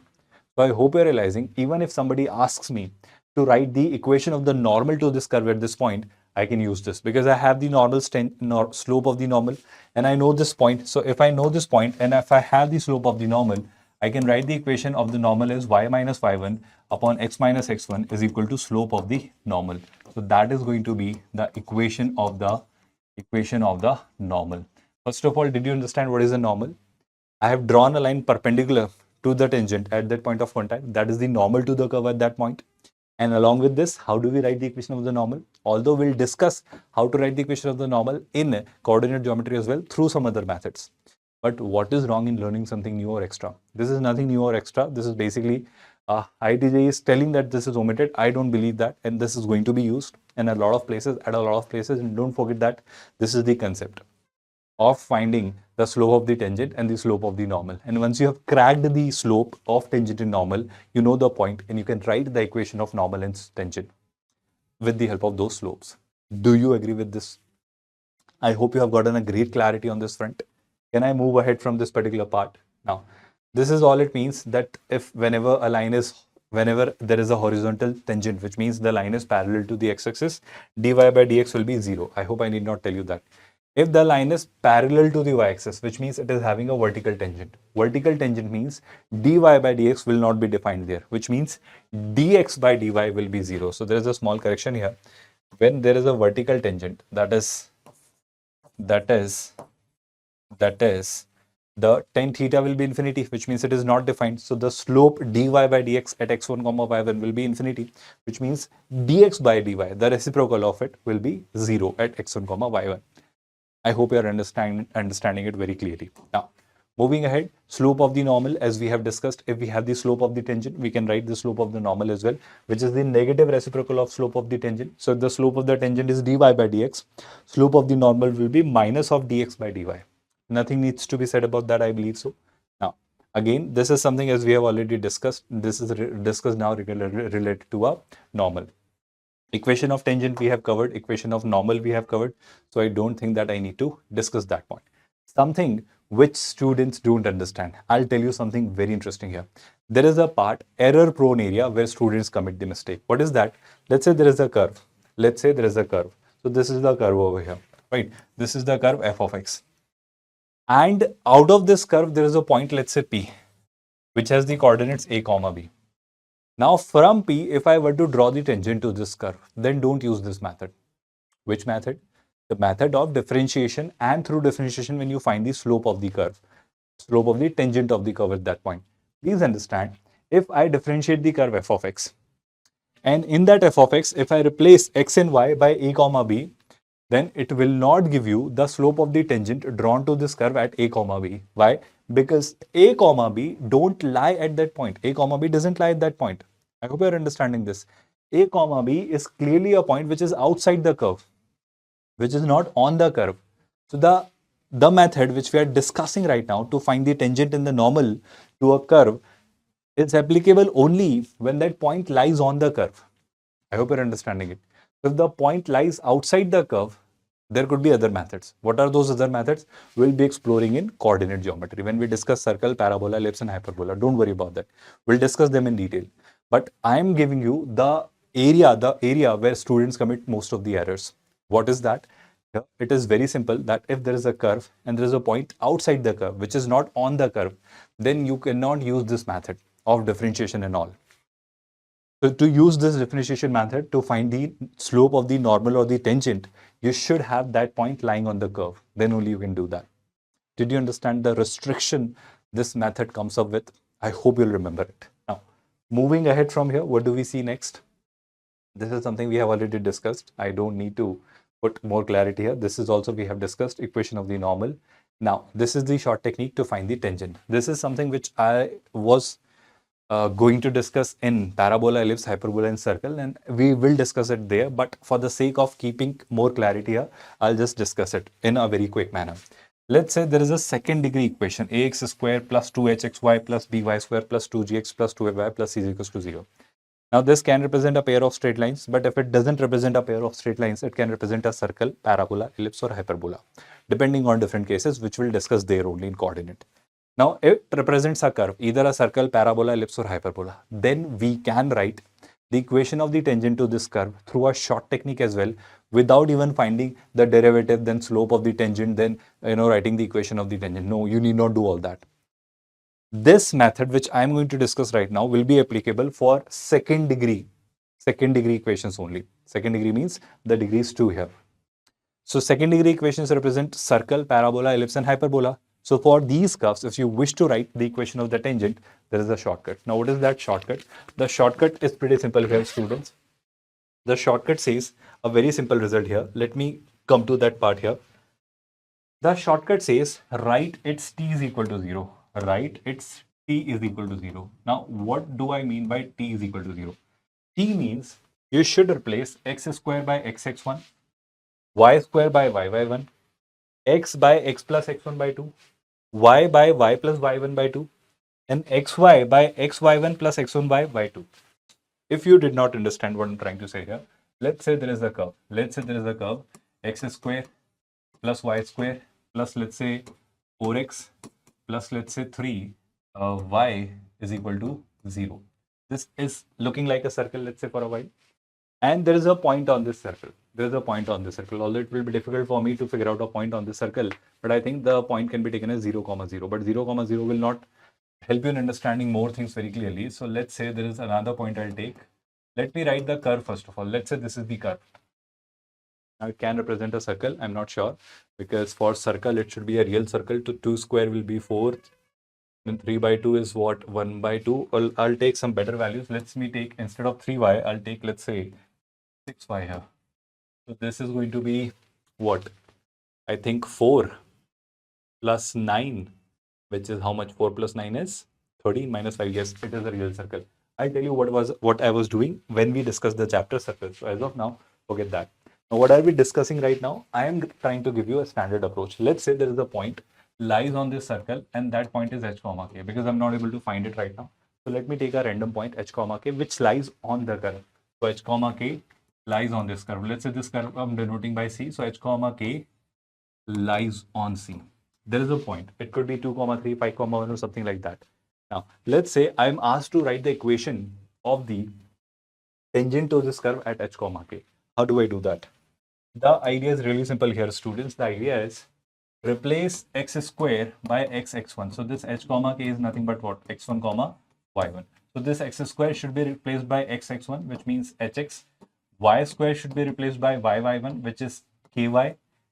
X should be replaced by x plus x1 by 2. Y should be replaced by y plus y1 by 2. And if there is xy, it should be replaced by xy1 plus yx1 by 2, which is not there in the equation of the circle. And this is all. So by having this, I can write the equation as x square should be replaced by hx, y square should be replaced by ky, 4x will get replaced by, I hope you understand, x will get replaced by x plus h by 2. So 4 by 2 will be 2. So it will be 2 times x plus h. What? 4h. What about 6y? Instead of y, I'll write y plus k by 2. So it will be 3 times y plus k plus 5 is equal to 0. What is it? This is the equation of tangent to c at h comma k. So there will be this circle. On this circle, there will be a point h comma k, and on that point h comma k, there will be a tangent to this circle, and that tangent's equation will be this. Although it can be simplified, it can be written in terms of x, y, and a constant, but this is going to be the equation of that tangent. This is what I'll discuss while discussing the chapter circles, parabola and ellipse and hyperbola 4 times at least, so don't worry about that. We are basically discussing this method here so that you stay aware that apart from differentiation, there is one more method, which is this t is equal to 0. But for this also, the constraint remains same, that the point should lie on the curve.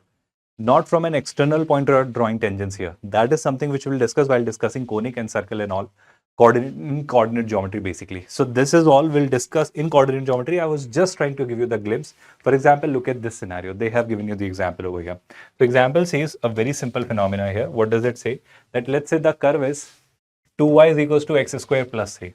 And on this curve at x1 comma y1, I wish to write a tangent equation. And x1 comma y1 lies on the curve.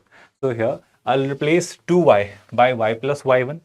So I have replaced 2y by y plus y1, x square by x1, and the constant remains as it is. This is nothing but the equation of the tangent to this curve at this point. The point must lie on the curve. That's the constraint. Let me take some more examples if there are any. For example, this y square is equals to 4x. Let's say there is a point on it 80 square comma 280. So 80 square comma 280 lies on this curve. How do I do it? I'll replace y square by y1. When you replace y square by y1, it will be y1 is 280. Then I'll replace x by x plus x1 by 2. So it will be 4a by 2, which is 2a into x plus x1. X plus x1 is what? 80 square. So this yt is equal to x plus 80 square is going to be the equation of the tangent. You could have found it with the help of differentiation as well. Differentiate it, you'll find the slope of the tangent. You have the point. So with point and slope, you can write the equation of the tangent in point slope form. That is exactly what you'll attain by doing this. So t is equal to 0 is a very standard technique or a short technique for writing the equation of the tangents. I hope you'll remember that. Now, when I move ahead from here, this is something we have already discussed. I need not think that I need to give you clarity on that. Now, there is something very interesting. This is even more interesting. Please remember that. Let's say there is a curve and it passes through origin. If a curve passes through origin, always remember, if a curve passes through origin, there will be no constant term in it, because x is equal to 0, y is equal to 0 will satisfy that curve. So here, what I'm trying to say here is that if a curve passes through the origin, then the equation of the tangent at the origin can be directly written by equating the lowest degree terms equal to 0. What I'm trying to say here is, forget this entire theory. Let's say there is this curve. There is this curve. This curve is passing through origin. So first of all, the curve must pass through origin. And if I am asked to write the equation of the tangent at the origin, so I am drawing that tangent to this curve at origin, then the short technique is, let me take an example here. I'll discuss the direct formula example here. Here the formula is, let's take this example over here. See, this is the curve x cube plus y cube minus 3x square y plus 3xy square plus x square minus y square is equal to 0. Now, this clearly passes through origin 0, 0, satisfy this equation. Now on this curve, if I wish to write the equation of the tangent at 0, 0, so equation of the tangent at 0, 0 is what I'm willing to write. So look at the lowest degree term, lowest. See, this is cube, this is cube, this is also cube, this is also cube. So the lowest degree terms are x square minus y square. The lowest degree terms are x square minus y square. Just equate that lowest degree term to 0, that will be the equation of tangent. So x square minus y square, how can it be a tangent? Trust me, it is, because x square minus y square I can write as x plus y times x minus y is equal to 0. This is a pair of tangents, which means I'll have x plus y is equal to 0 and I'll have x minus y is equal to 0, which means I'll have x is equal to y or minus y, or y is equals to minus x, and I'll have y is equals to x. So these are the two tangents here. Did you get that? One of the lines passing through origin making 45 degrees with the x-axis, another line passing through origin making 135 degrees with the x-axis. Two tangents will be drawn to this particular curve at origin. What are they? These. Let's take one more example. Let's say this is the curve x cube plus y cube minus 3xy is equal to 0. This clearly passes through origin. If I am asked to write the equation of tangent at origin, what I'll do is, this has degree 3, this has degree 3. So the lowest degree term is this, which has degree 2, 3xy. So minus 3xy is equal to 0, which means xy is equal to 0. Xy is equal to 0 means what? Either x is 0 or y is 0, which means the equation of tangents at origin to this curve will be y-axis and x-axis. I hope it makes a great sense, a complete sense, that you should remember it and utilize it. Within seconds, you will be able to get the answers if you remember this technique, right? Let's talk about the next concept, which is called finding the angle of intersection of two curves. So let's say there are two curves given to us and I'm asked to find or write the angle of intersection of these two curves. How can we do that? The idea is pretty simple, students. First of all, if you are getting confused with this concept that what do you mean by angle of intersection of two curves, then it means that there are two curves. First of all, yes, there are two curves. For example, this curve and this curve. Then they must be intersecting at a certain point. They could, they cannot, they may not. But yes, if possibly they are intersecting at that certain point, I'll draw the tangents to those curves at that point. So I am drawing one of the tangents here, the other tangent here. So I have drawn two tangents at that point of intersection of those two curves. Now, the angle between those two tangents, that angle between those two tangents will be the angle between the curves. Did you understand the definition very clearly? What did I just say? I said two things. There are two curves. They must be intersecting at a point. At that point, you draw the tangents to the curves. Now, the angle between those two tangents will be said to be the angle between the curves. I hope you are understanding this language very clearly. Now, when I move ahead with this particular part, I'll say that here, how do I find the angle here? I'll say, sir, I can write the slope of this tangent. I can write the slope of this tangent. So let's say the slope of this tangent is m1, the slope of this tangent is m2. So if I am given two lines and if I know their slopes, can I not find the angle between those two lines? In the chapter straight lines only, we had a discussion on this. If I know m1, if I know m2, the angle between two lines, the acute angle between two lines, the tan theta is given by mod of m1 minus m2 upon 1 plus m1 m2. Do you remember that? So with that, we can do it. Did you understand this result? So first of all, what is the angle between two curves? Second, how do we find the angle between two curves? Did you understand both the approaches? I'll of course demonstrate a scenario through which you'll understand it more clearly. For example, if I differentiate the first curve, and in dy by dx, I pass on that point of intersection because at that point we are drawing the tangent here. I hope you are looking at this very clearly. This is the point where both of the curves are intersecting. So if I find the derivative of first function, the curve 1, and if I pass on that coordinate point of intersection in that curve, I'll get the slope of the tangent drawn to the curve at that point of intersection. Similarly, I'll differentiate the second curve, C2, and I'll pass on the coordinates, the point of intersection in that differentiation, in that derivative. Through that, I'll find the slope of the tangent drawn to that second curve at that point of intersection. So with this m1 and m2 in hand, I have the slope of the tangents. And once you know the slope of the tangents, you can find the angle between those two tangents by using this formula only, m1 minus m2 upon 1 plus m1 m2. Do you remember that? So by having this, I will have the tan ratio of the acute angle between them, between the tangents of the curves. And the angle between the tangents of the curves is said to be the angle between the curves. So I hope you have understood this concept very clearly. You will apply it as per the need of the question. Now there is another concept which is called orthogonal curve, orthogonality between curves. What does it mean? Whenever you use or read this word ortho, you should have this thing in mind that the angle must be 90 degree. Ortho center, altitudes 90 degree. I hope you remember perpendiculars. Similarly, when you say about orthogonal curves, which means the angles are intersecting at 90 degree. Sorry, the curves are intersecting at 90 degree. If curves are intersecting at 90 degree means what? The angle between the tangents drawn on these curves at their point of intersection will be 90. So when the angle becomes 90, I hope I need not say that 1 plus m1 m2 will be 0, which means m1 m2 will be minus 1. But what is m1 m2? Now m1 m2 has a totally different aspect. What is m1 m2? m1 is derivative of the first curve at that point of intersection. What is m2? Derivative of the second curve at that point of intersection. So the product of derivatives of these two curves at that point of intersection basically, will be minus 1 if the curves are orthogonal. Remember this as a result. It's a very crucial result which will help you a lot in solving a lot of questions. I hope you wouldn't forget that. I hope you will remember this as a result, this particular one. I'll re-clarify this particular part here very clearly, students. Let's say there is a curve here. There is another curve here. And let's say we are told that these two curves are orthogonal. What is the meaning of orthogonal? Let's say if I draw a tangent here, this is the tangent to this parabola, let's say. And if I draw another tangent here at this point of intersection, what did I do? Just give me a second. Let's say I am drawing another tangent here at this point of intersection, although not very accurately I have drawn, but I hope it's understandable. Now with this, what you need to understand is, this was the point of intersection of parabola and circle.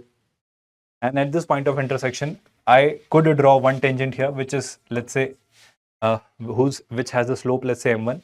I could draw another tangent here to the circle, of course, which has a slope, let's say m2.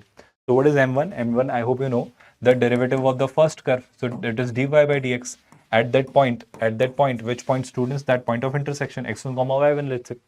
What is m2? M2 is derivative of the equation of the circle at the point, that same point of intersection. So these are the two curves. We found their derivatives at that point of intersection. And if the product is found to be -1, if the product is found to be -1, m1, m2 is found to be -1, then I won't hesitate in saying that the curves are intersecting orthogonally. The angle between the curves is 90 degree. Simple. I hope you'll remember it. I hope there is no confusion on that. So remember this as a concept. It is used at a lot of places, and they ask you questions on it. So do remember this result. I hope you won't forget it now. Now, moving ahead with the next result, what do we see? Length of tangent, length of normal, length of subtangent, and length of subnormal. This is what we'll be discussing now. So please pay attention to this part now. Let us look at a figure and we'll understand what is the tangent, subtangent, normal, and subnormal. Let's say this is a figure, right? Now, this is a curve. So this is a curve over here. Let's say the curve is y is equals to f of x, right? So now in this curve, let's say, what do we have? We have this thing very clearly that if I differentiate this curve, I will get the slope of the tangent and all that we know. Now, what is next? On this curve, there is a point P on which I'm drawing this tangent. So let's say this tangent which I have drawn on this curve, let's say P, and this tangent intersects this x-axis at, let's say, point T. So this length PT is called length of the tangent. If I'm drawing a normal to this curve at this point P, and this normal intersects the x-axis at this point N, this length Pn is called the length of the normal. Similarly, if I talk about the subtangent and subnormal, but first of all, let us restrict our discussion limited to, tangent and normal. Then we'll talk about length of subtangent and subnormal as well. So now let us talk about how do we find PT and how do we find Pn. Okay, I'll straight away give you the formula, but I'll tell you the derivation as well. So what is PT? Please understand. At this point P, I have drawn a tangent. The equation of that tangent will be that straight line PT, right? That is what we can find because we know P is a point x1, y1 lying on the curve. By differentiating it, that is by finding dy by dx at x1, y1, I can have the tangent of this curve. By having that, I can write the equation of the tangent. But what is the interesting part here is that if from P, I were to drop a perpendicular on the x-axis. So from this point P, I have dropped a perpendicular on the x-axis. That feet is S. Look at this right angle triangle. Which triangle, students? I am trying to look at this right angle triangle, which is PTS. Can you not look at this triangle PTS here? I hope this is clearly visible to you all.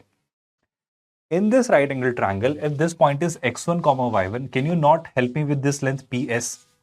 In coordinate geometry, in the last lecture, we had a discussion that this P has this y coordinate as y1. So modulus of y1 will be this length PS. Modulus of y1 will be this length PS. I know this angle theta because I know tan theta. So I repeat my statement very clearly. If I know two things, which thing? Perpendicular and this angle, then can I not find the hypotenuse? Perpendicular, hypotenuse and angle. I hope we can relate it with sine theta. So with sine theta, I know the perpendicular, and with the perpendicular, I can find the hypotenuse. Did you understand the approach? I have told you the algorithm, and with that algorithm, the final answer or the final length of tangent which you receive is, I think I need to find it somewhere. Where is it? Length of the tangent. It should be written somewhere here. If it is not, I will write it. Don't worry about that. But here, it should be somewhere here. Yes, here. So this is the length of the tangent.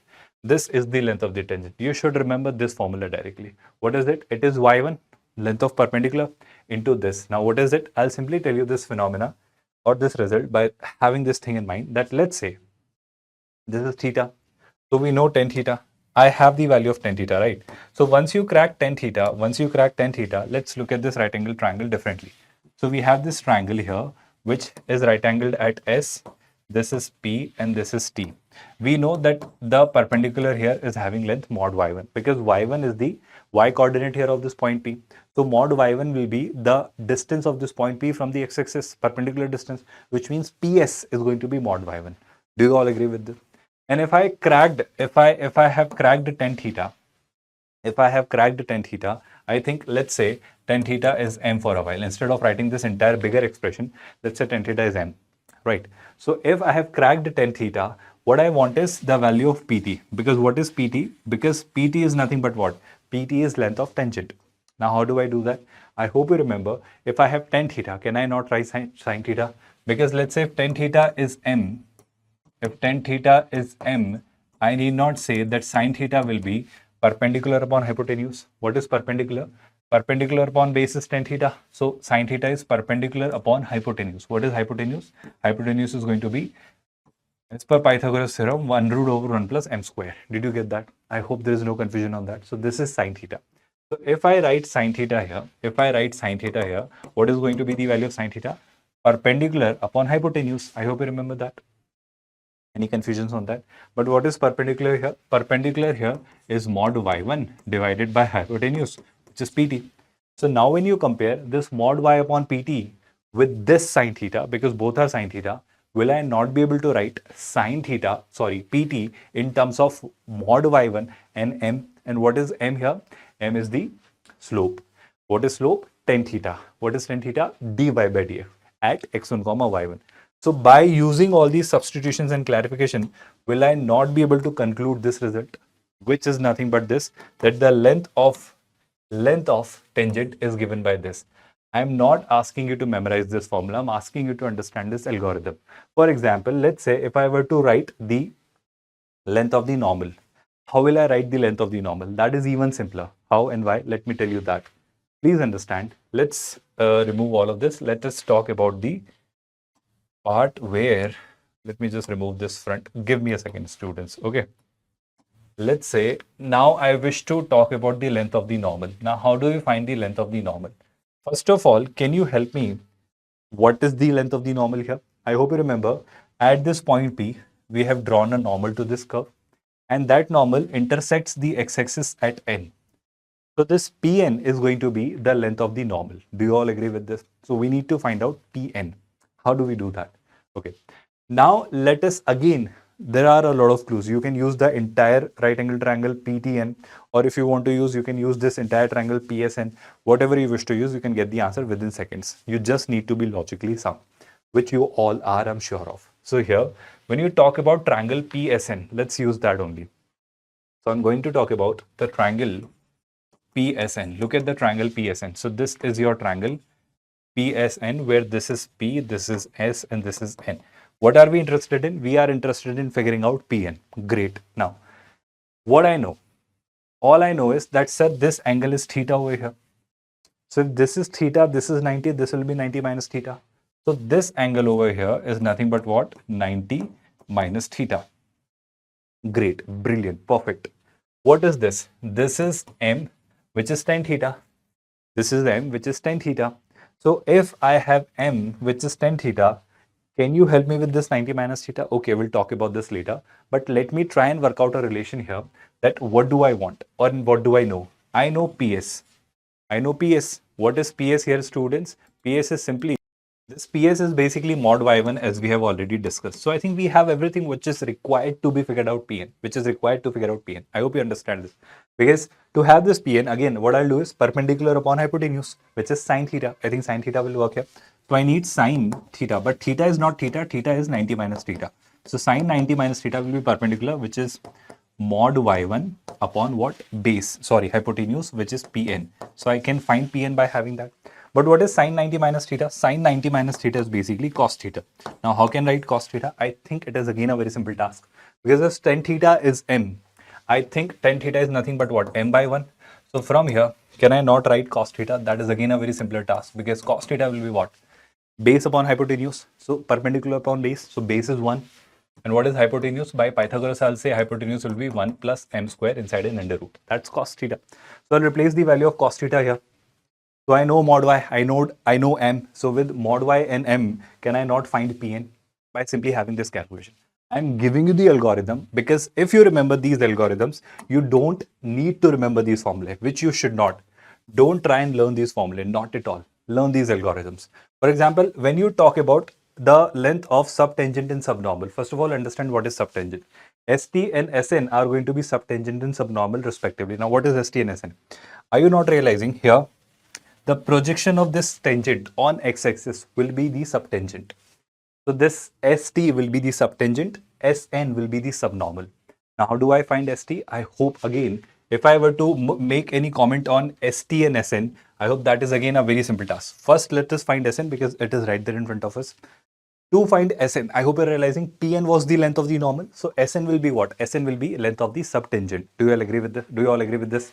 So if Sn is the length of the subnormal, how do I do that? Again, what I am now interested in finding Sn. So what will I say that here, what do I know and what do I want? I know PS and I want Sn. So perpendicular upon base, that is nothing but what? Tan theta. So I'll use tan 90 minus theta. So tan 90 minus theta will be what? Perpendicular upon base. So perpendicular is mod y1. And what is base? Base is Sn. So I think with this I can crack Sn because I'll have one equation from here.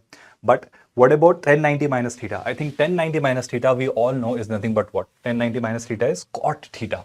So if tan theta is m, can you help me with cot theta? It will be reciprocal of m, which is 1 by m. So I'll equate it with 1 by m, and by having that, I can have Sn, which is exactly what you will be given over here when you are asked the value of length of subnormal. Can you see that over here? This is exactly that formula only. I hope you are making a lot of sense out of that. Now, when you are asked the length of subtangent, so if I were to figure out the length of subtangent, how do I do that? Let me write that portion also here only. I hope you don't get confused. How do I find subtangent? What is subtangent? ST, projection of tangent on the x-axis. So here, PTS, the triangle PTS. So this is the triangle PTS, right? And that's the angle theta, which is the tan theta only, slope m. Now, what do I have here? I know PS. We know PS. PS is mod y1. That is the clue through which we have cracked everything, right? What I want is ST. So again, would I not say that tan theta will be perpendicular upon base, which is mod y1 upon ST, which is base length of subtangent. Did you get that? Now, the next part, tan theta.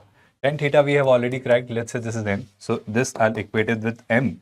So ST is going to be mod y upon m. That is exactly what we may have written over here, where, yes, this is where. So this is your ST length of subtangent. So you have all the four formulae. I am not at all asking you to remember these formulae. All I'm asking you to understand the concept of tangent, length of the tangent, length of the normal, length of the subtangent, length of the subnormal. And with this slope, tan theta, how do we find tan theta? Derivative of that curve at that point where the tangent and normal are drawn. So with that, we can find m. And once you have this, you can crack everything, whatever is required, whether PT, PS, PN, ST, SN, whatever you're asked. I hope you are understanding it from the trigonometric perspective as well. And that's what IIT JEE does. That's what your syllabus does.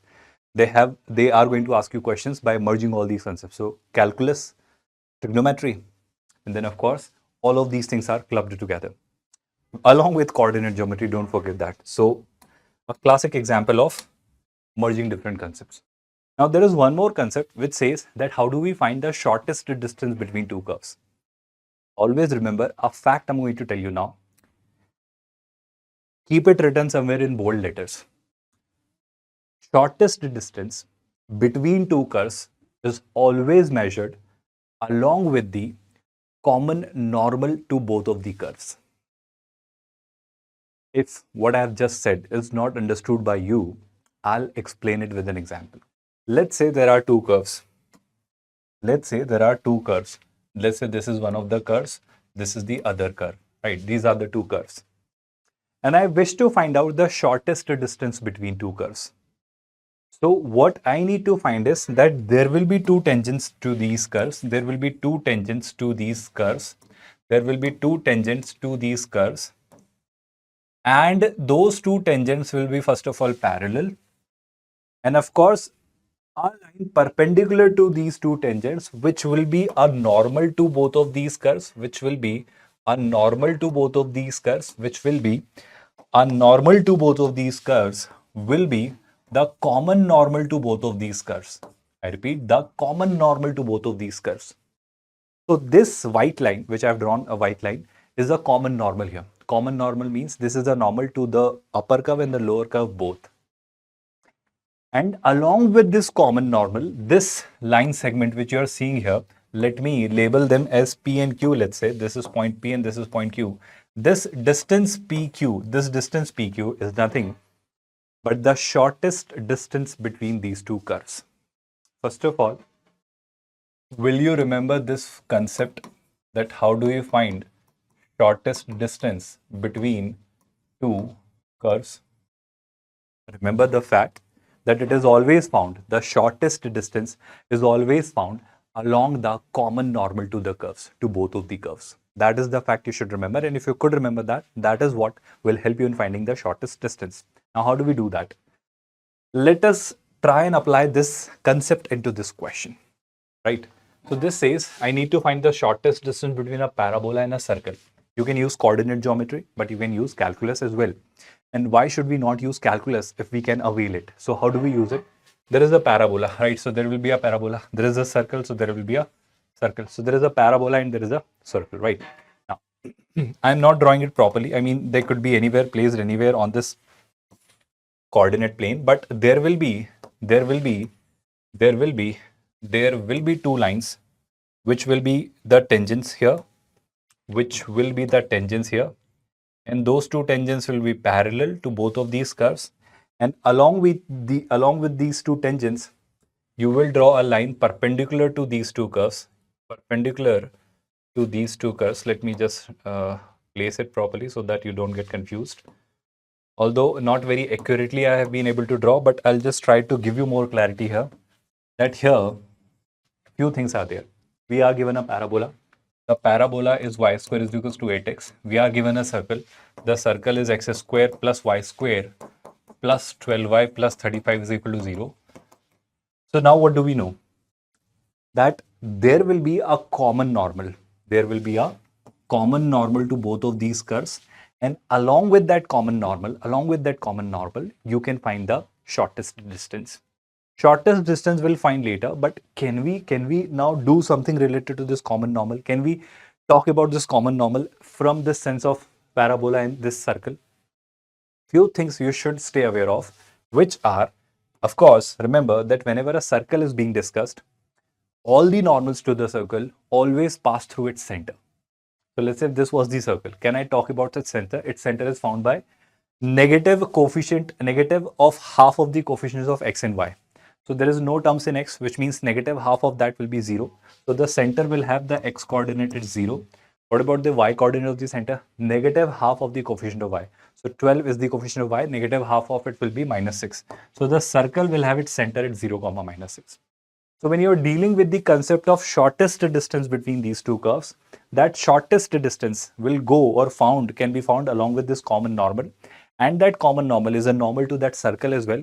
So all the normals of the circle pass through the center of the circle, which is 0, minus 6.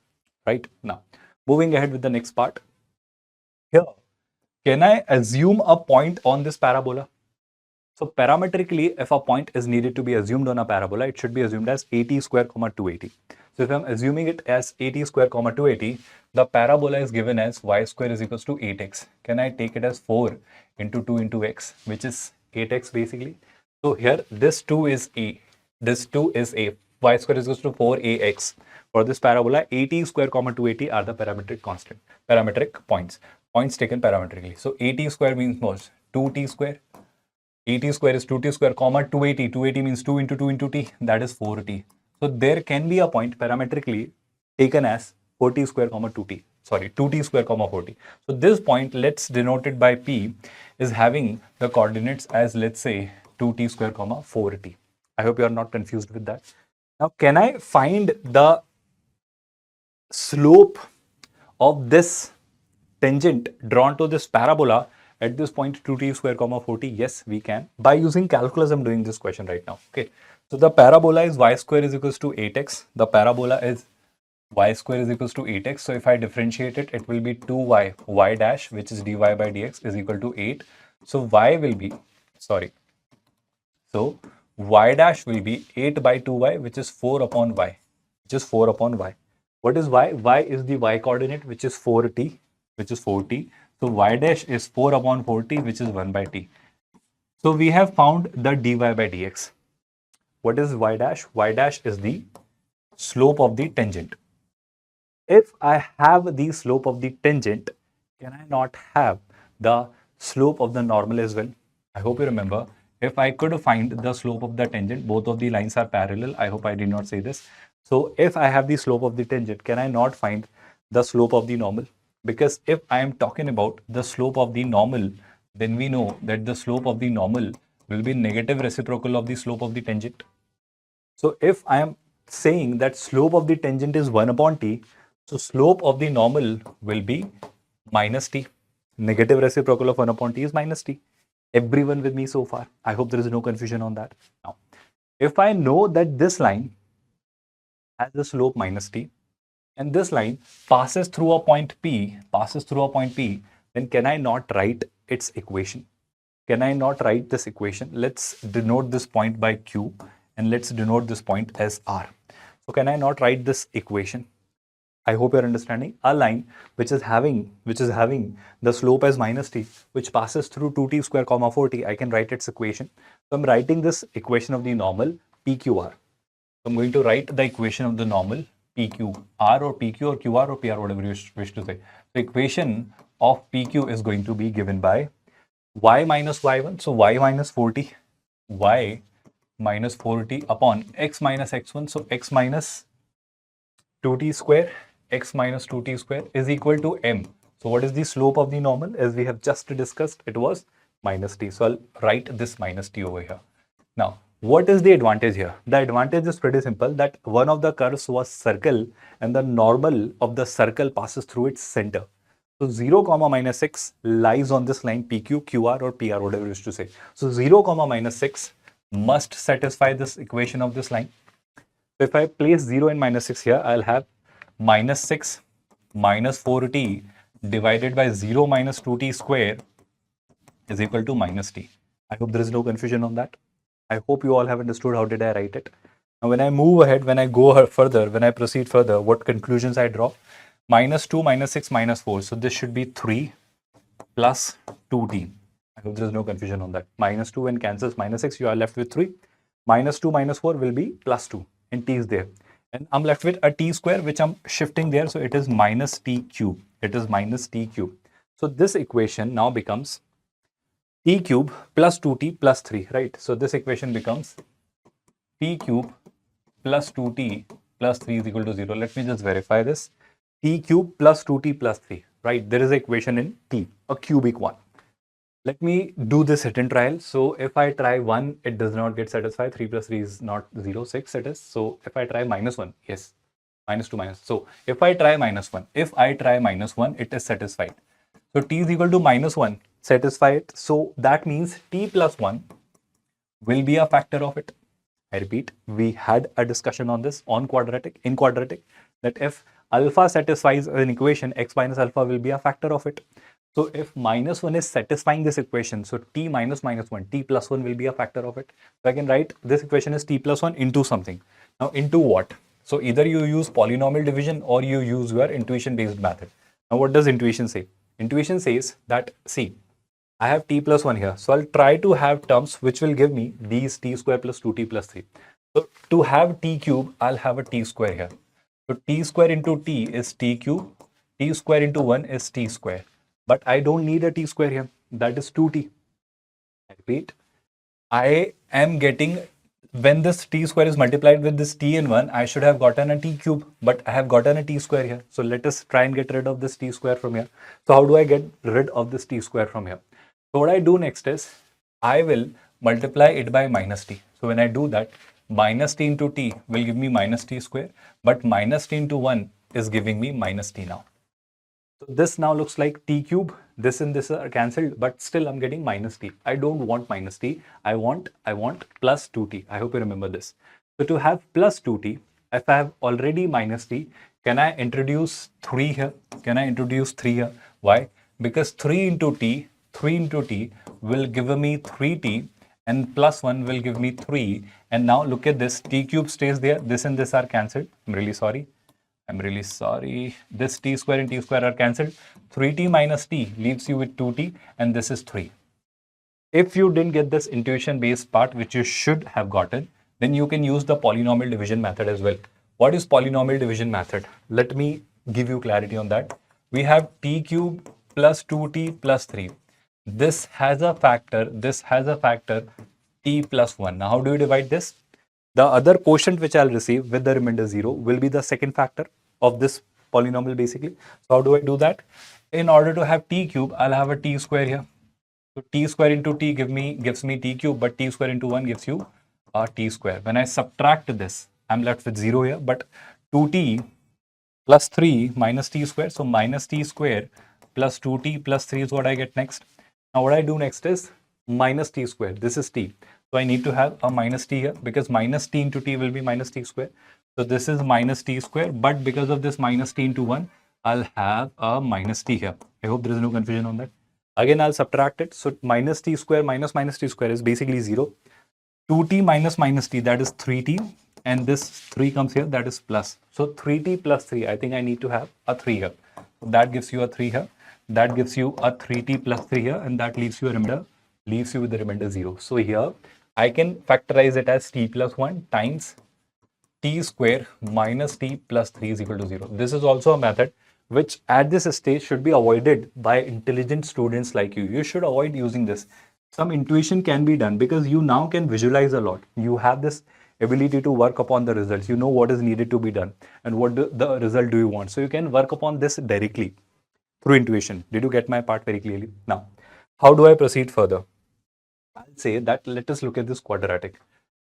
This quadratic t square minus t plus 3. Let us find its discriminant. So its discriminant will be b square, which is 1, minus 4ac, 4 into 3 is 12, which is negative.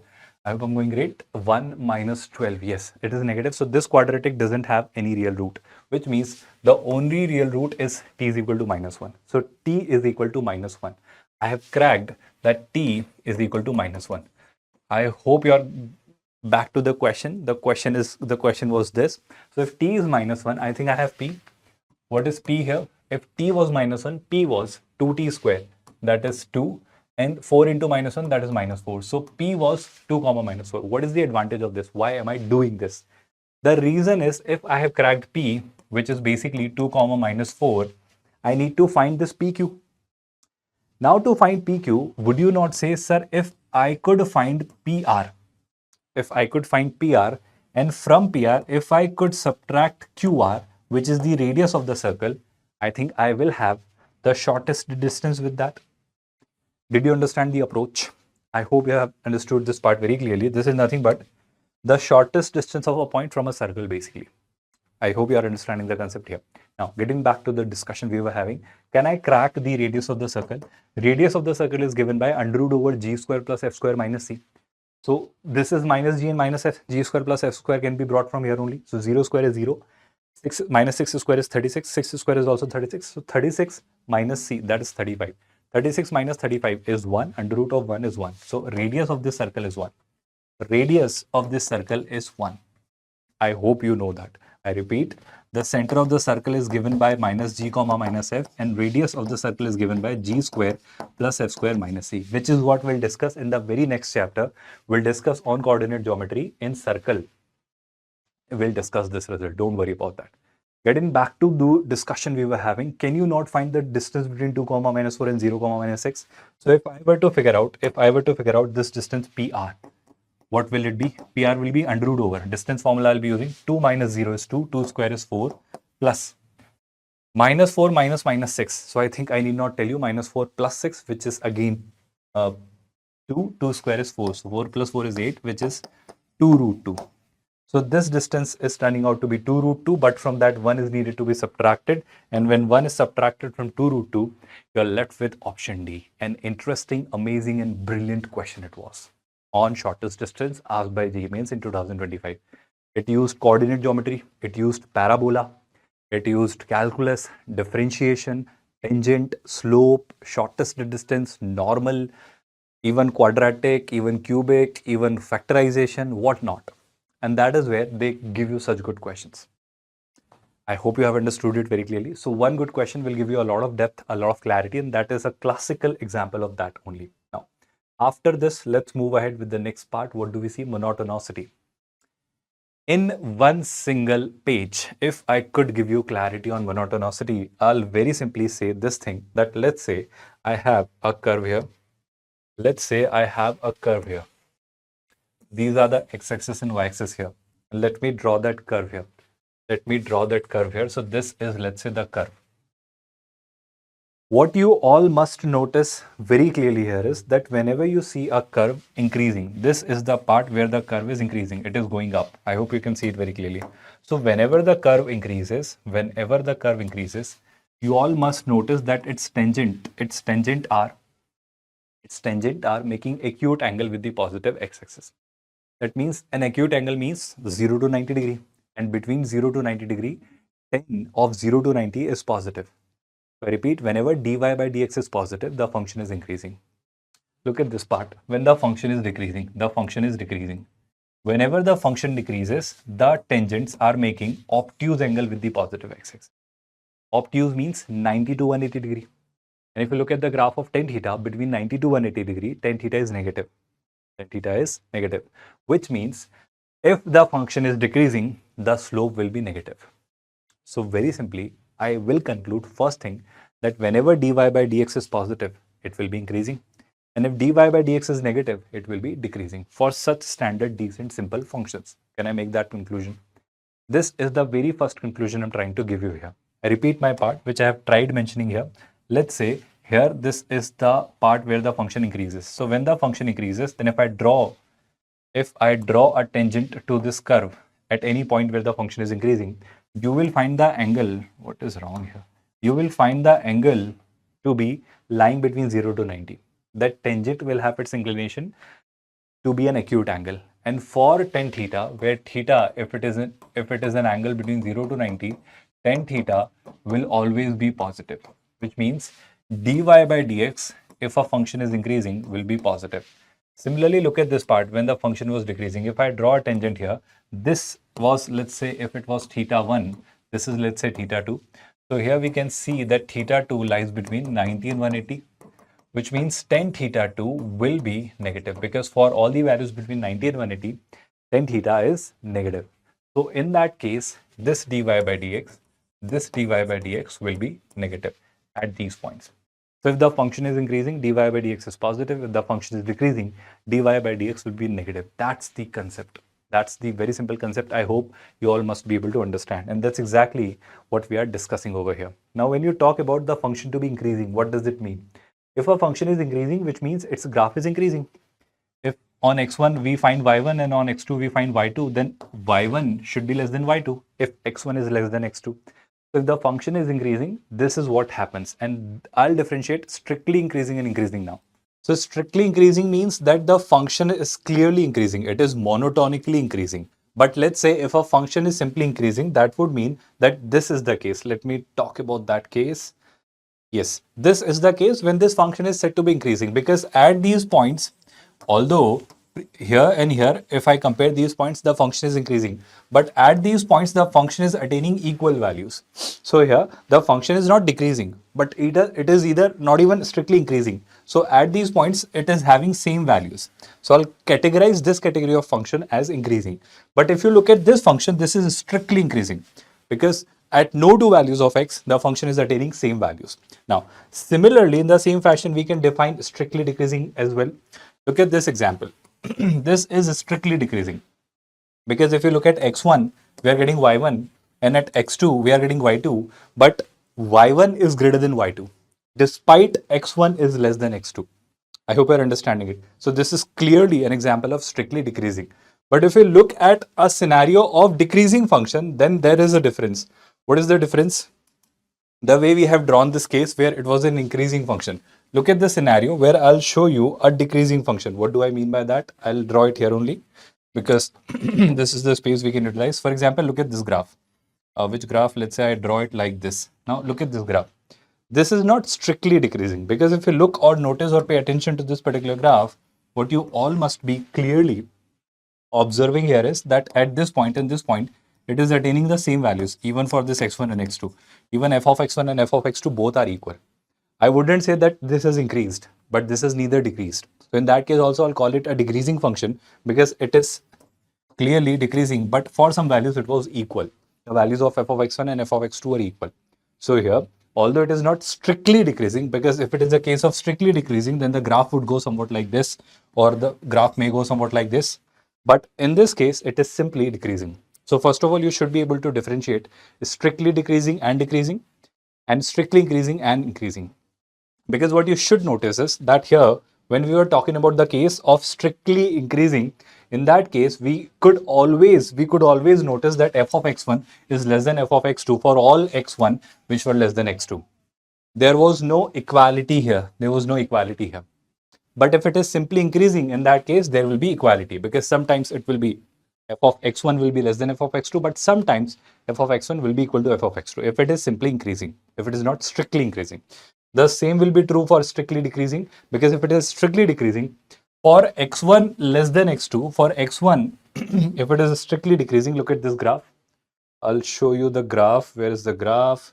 Here it is. So for x1, being smaller than x2, we could clearly see y1 being greater than y2. Do you all agree with this, me? So that's the scenario of strictly decreasing. But if it is simply decreasing, if it is the graph of simply decreasing function, then f of x1 could be equal to f of x2 as well. I hope you are able to differentiate these two curves. From the language, from the terminology only, from the word only, you should be able to deduce what is the meaning of a function being strictly increasing and strictly decreasing. Now, what conclusions can we draw? If a function is strictly decreasing, then its derivative will be negative, as we have discussed, tan theta. But if a function is simply decreasing, at some points, the tangent will be parallel to the x-axis. I hope you are getting this fact. And similarly, I could draw the same conclusions in the case of strictly increasing as well. For example, look at this case.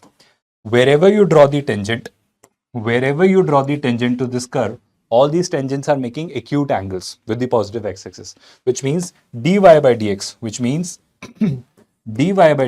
that is f dash x, is always greater than 0 in its domain. But if it is increasing, which means it is not strictly increasing, if it is increasing, then at certain points you will find that its tangent is parallel to the x-axis, and at those points g dash x will be equal to 0. Are you able to learn this difference, this clear difference between these two things, increasing, strictly increasing, decreasing, strictly decreasing? In a simple language, if I could give you the final conclusion, my final conclusion will remain very simple, that if, let me see whether we have this or not, or if it is not, I'll show it to you here. Okay, let me give this conclusion. Function could be either increasing or strictly increasing. Similarly, a function could be decreasing or a function could be strictly decreasing. Let's say the function is f of x. So let's say in a certain area, the function f of x is increasing, which means the derivative of f of x will be greater than 0, but it could be equal to 0 at certain points because it is simply increasing. But if it is strictly increasing, its derivative will always be positive. I hope you can draw the conclusions on decreasing now. If a function is simply decreasing, then its derivative will be negative, or at some points it could be 0 because the values could be equal. I hope you remember that. But if it is strictly decreasing, then it is bound to go downward only. It won't take any equal value at two different values of x, and that's why f dash x is strictly negative, less than 0. It will not be equal to 0. That's the crux of what we have discussed so far as monotonicity was discussed of a function. But I hope there is no confusion on that. Now, there are some conclusions which you should remember. First conclusion, if I read aloud, it would be that if fx is strictly increasing, then f inverse x is also strictly increasing. Remember that. So if I know something related to a function, and if something related to its inverse is asked, as far as it's being strictly increasing or decreasing, then this conclusion can be drawn. Similarly, if f of x is strictly decreasing, then f inverse x is also strictly decreasing. I repeat, I hope you are understanding. If sin x is strictly increasing in a certain domain, then sin inverse x in that domain, in that range, will be strictly increasing. Did you get that part? I hope there is no confusion on that. Similarly, there is one more thing which is very interesting.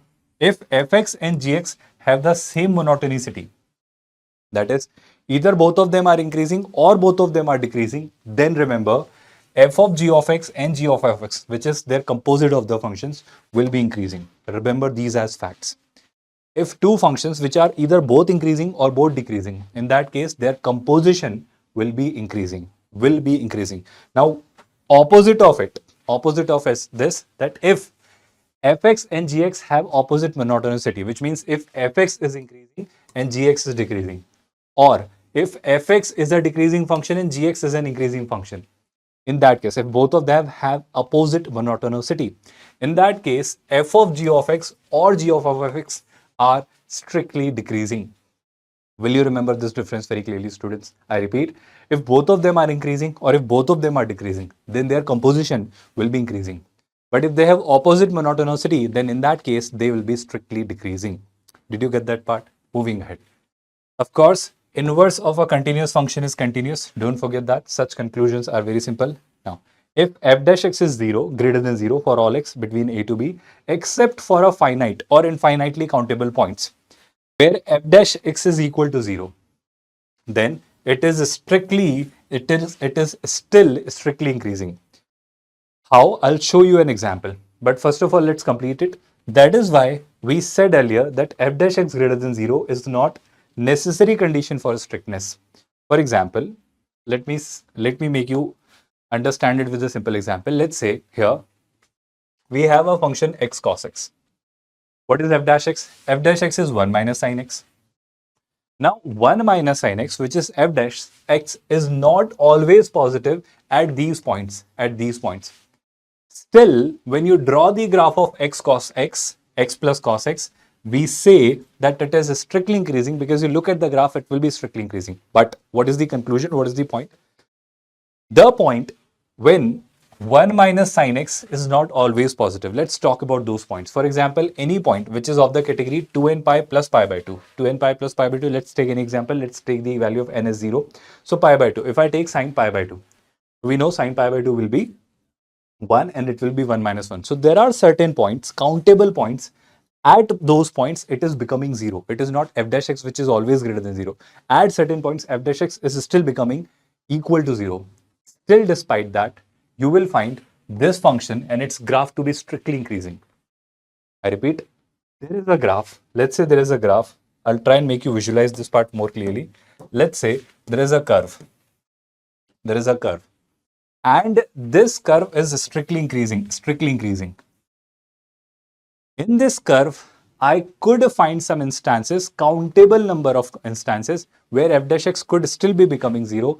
Despite that, I'll still be saying that this is strictly increasing based on its graph. I repeat, the points where f dash x is 0 is happening are countable. So if that is the scenario, I'll say that is still strictly increasing. I'm getting confused between these two words, still and strict, but I hope you're understanding this. I repeat my part very clearly. My part is pretty simple. Of course, we say that f dash x is greater than 0 means strictly increasing. But in some cases, if f dash x is becoming 0 at some countable number of points, I'm not saying infinite points, I'm not saying in a fixed interval, no, at some countable number of points, then I'll say that this function is still increasing. Because those are some points where it is becoming 0. Please understand in a very simple language. Let's say this is a graph. This is increasing. This is not strictly increasing. This is increasing because here, if you look at this tangent, it is parallel to the x-axis. But look at this graph.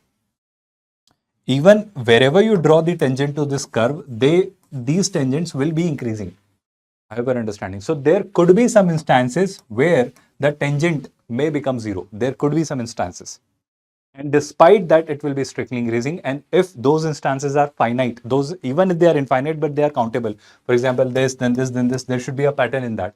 If the pattern exists, then I'll say that this function is still increasing. The simple, straightforward example is this, that 1 minus sin x, despite becoming 0 at certain countable number of points, although they are infinite, but they have a certain pattern, then I'm still concluding that this function is strictly increasing. Did you get that part? I hope there is no confusion on that. When I move ahead from this particular part, what do we see next? Let me talk about the next part. The next part says, if f dash x is negative, same logic, same point here, then we say that this is the same, the opposite of what we have just discussed, right? Now, after discussing a function being strictly increasing or strictly decreasing, now let's talk about a function being concave up, concave down, its concavity. What do I mean by that? Let's say f dash x is greater than 0. What does it imply? Sir, if f dash x is greater than 0, the function will be increasing. Now, function could be increasing like this, or it could be a straight line. So there are three possibilities. Now, when you look at f double dash x greater than 0, when you look at the nature of f double dash x, what does it imply?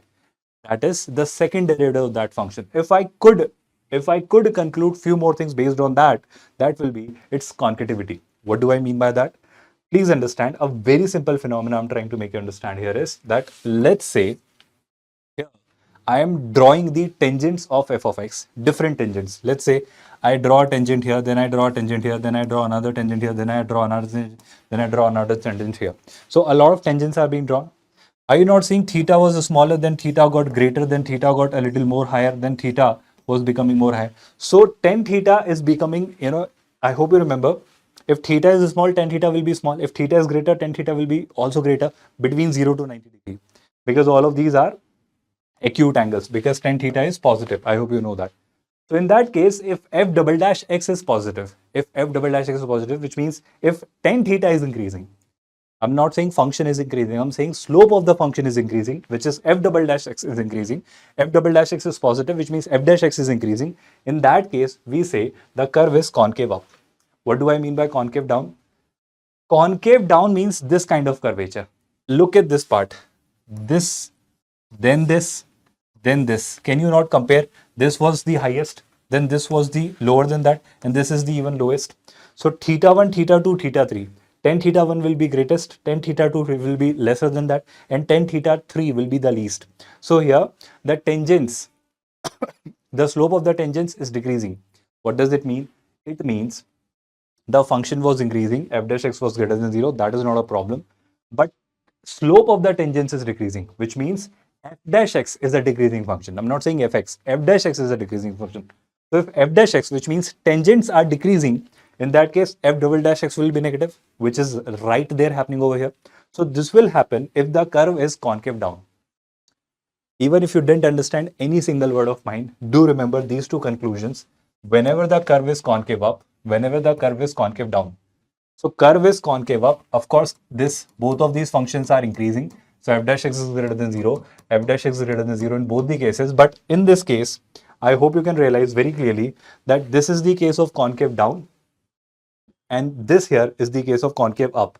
So my point here is that if it is concave down, f double dash x will be negative, and if it is concave up, f double dash x will be positive. That's my classification. So let's say I want to make the comment on the curvature of the curve. That means whether it will be concave up or concave down. So first of all, we'll try to figure out f dash x. If f dash x is positive, curve is increasing or strictly increasing depending on the case. But here, if f double dash x is found to be negative, then the curve will be concave down. If f double dash x is increasing, then the curve will be concave up. Did you understand that fact? Let us seek more clarity on this concept through some more example. I hope here f dash x is not changing at all. Slope of the tangent here, slope of the tangent is constant. And if slope of the tangent is constant, f dash x is constant. F dash x is constant means f double dash x will be 0. Which means if it is neither concave up nor concave down, in that case, of course, it is increasing. F dash x is greater than 0, strictly increasing. But f double dash x is equal to 0, which implies that here it is neither concave up nor concave down. Same three cases can be generated in the scenario where the function is decreasing. Strictly decreasing, f dash x should be negative. But here, this is concave. I hope you can see it clearly. Concave up. I hope you can see it concave up. So in case of concave up, f double dash x is still positive. The second case, this is decreasing, which means f dash x should be negative. But this is concave down. Concave down means f double dash x should be negative. And of course, the third case, I hope I need not tell you, this is again decreasing. But here, the curve is neither concave up nor concave down, which would mean that here this is simply a straight line, decreasing function. I hope you are able to understand the conclusion which I have tried giving. If I were to simply make you understand whatever we have discussed so far, f dash x tells you whether the function is increasing or decreasing. So whenever it is increasing, it will be greater than 0. Whenever it is decreasing, f dash x will be negative. I hope this gives you the data about a function being increasing or decreasing. But if I could figure out f double dash x as well. So if f double dash x is positive, it will be concave up.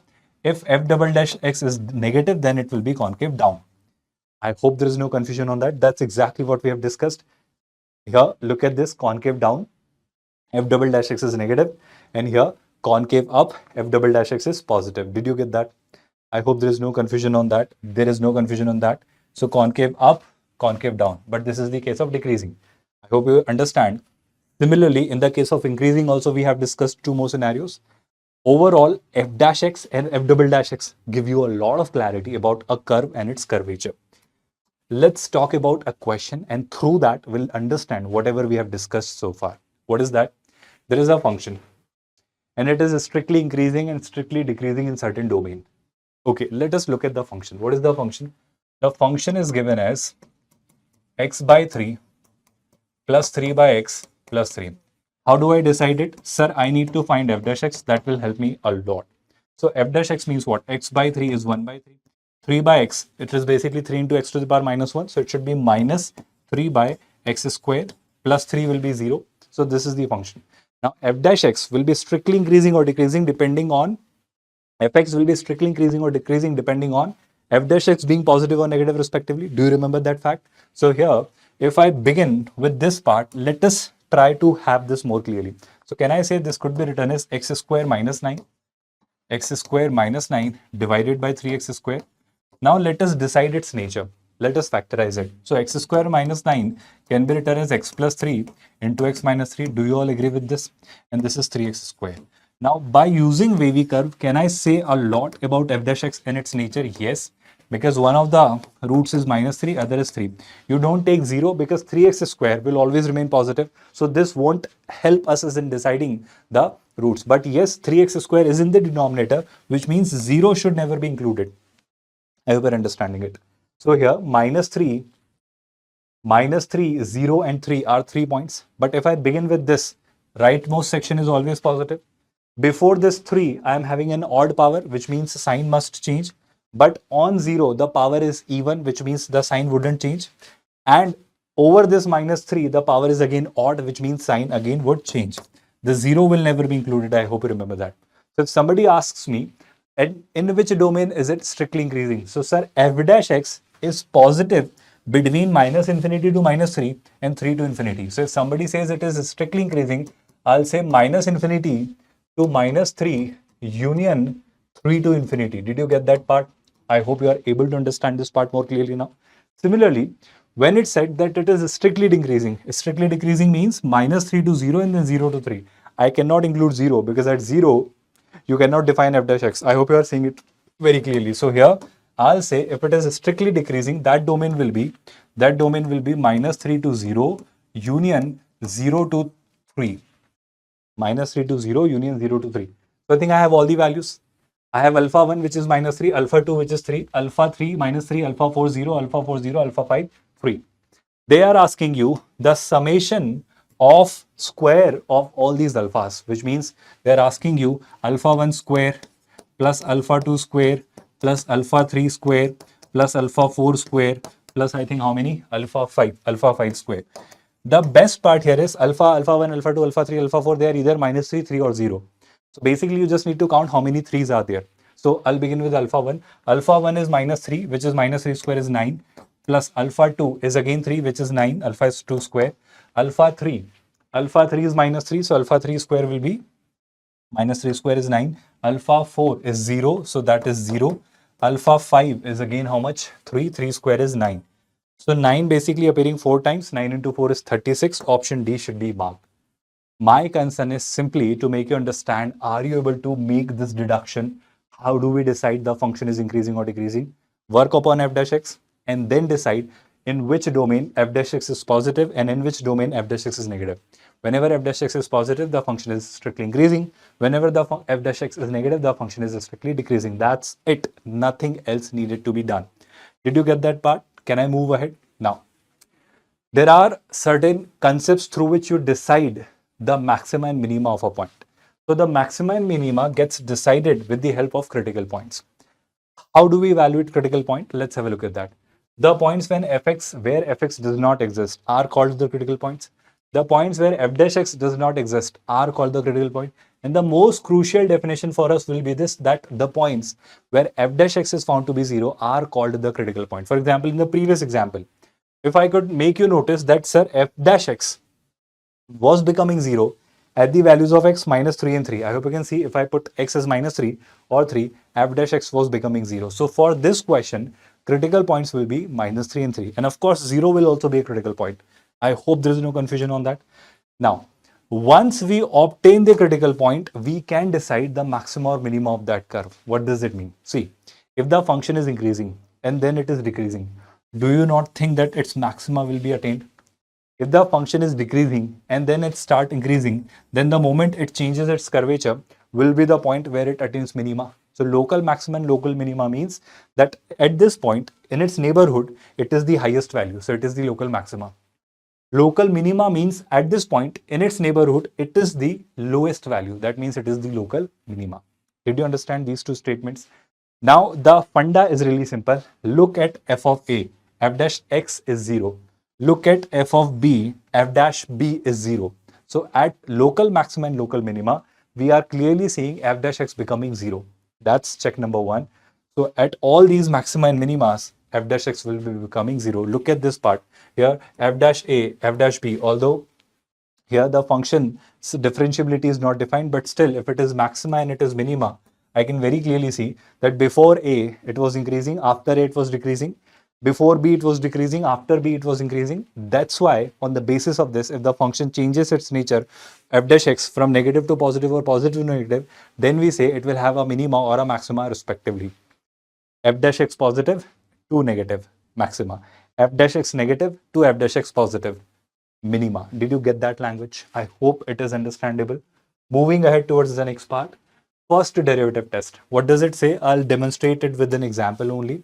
Let's say, let me take a very simple, a very straightforward example through which I'll clarify all of this in one go. So we'll not do all this. I'll simply take an example so that you get a complete, a crystal clear clarity on whatever is being said so far. So I'll take all of these cases in one example only.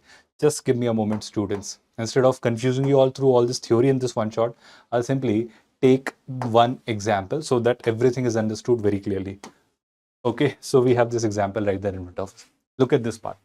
Before we understand this particular example, let's read the question. Through this question, I'll very clearly try and tell you how do you interpret maxima and minima. The sense is very simple. A is positive. Function is this. It attains its local maximum and local minimum at x1 and x2.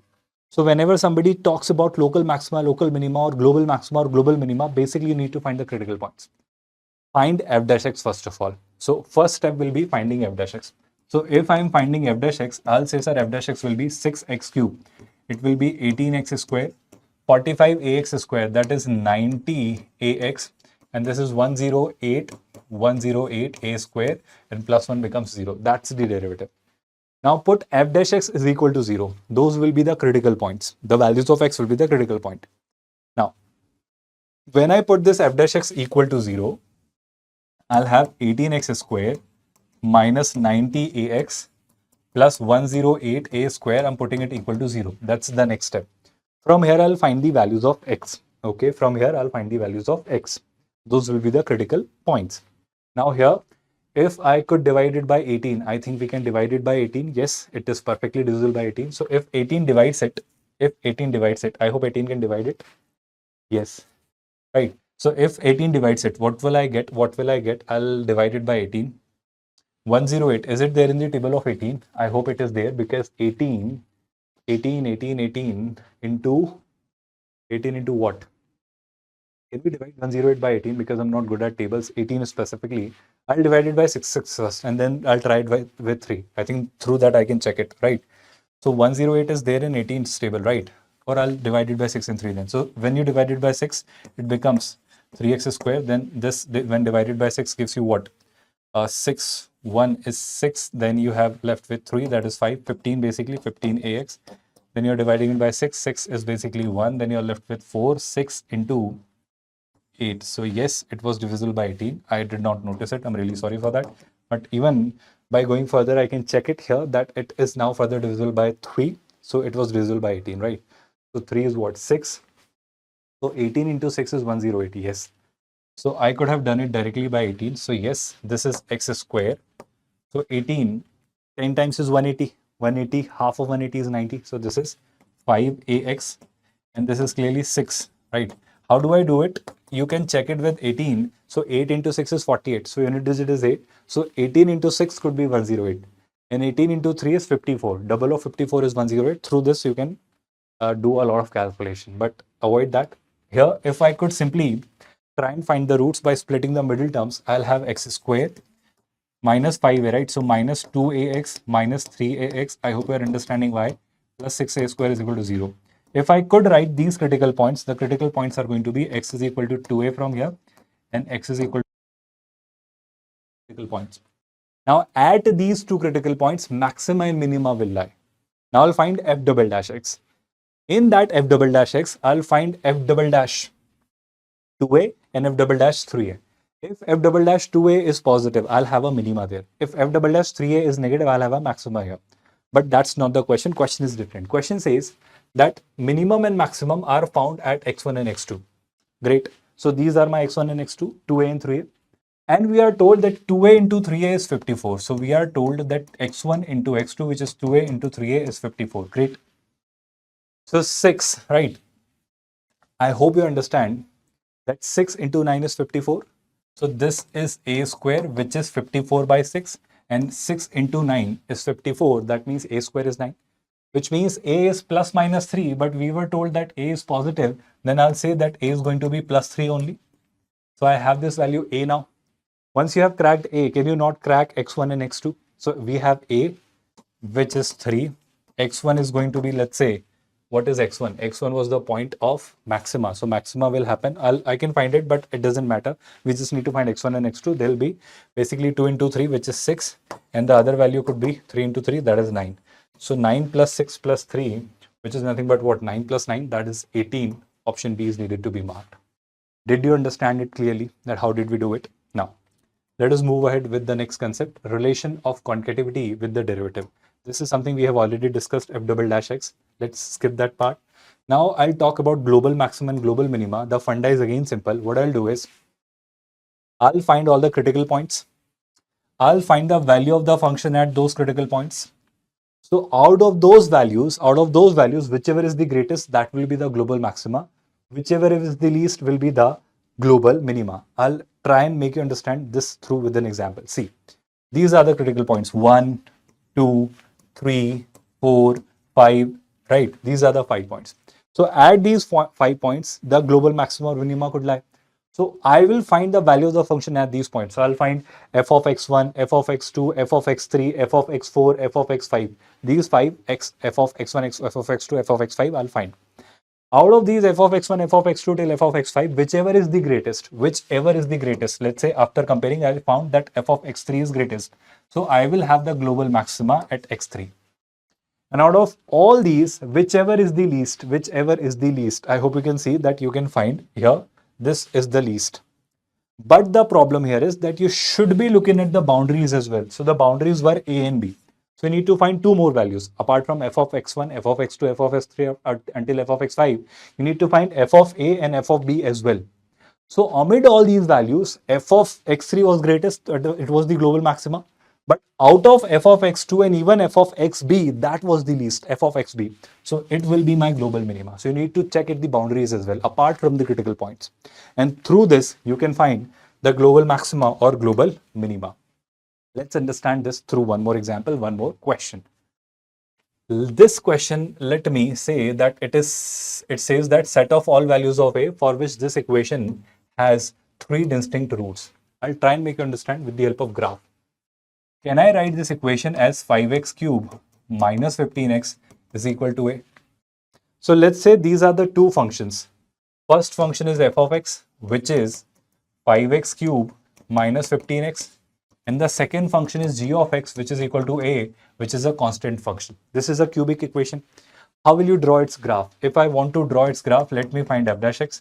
Sir, f dash x is going to be 5 into 3, 15x minus 15.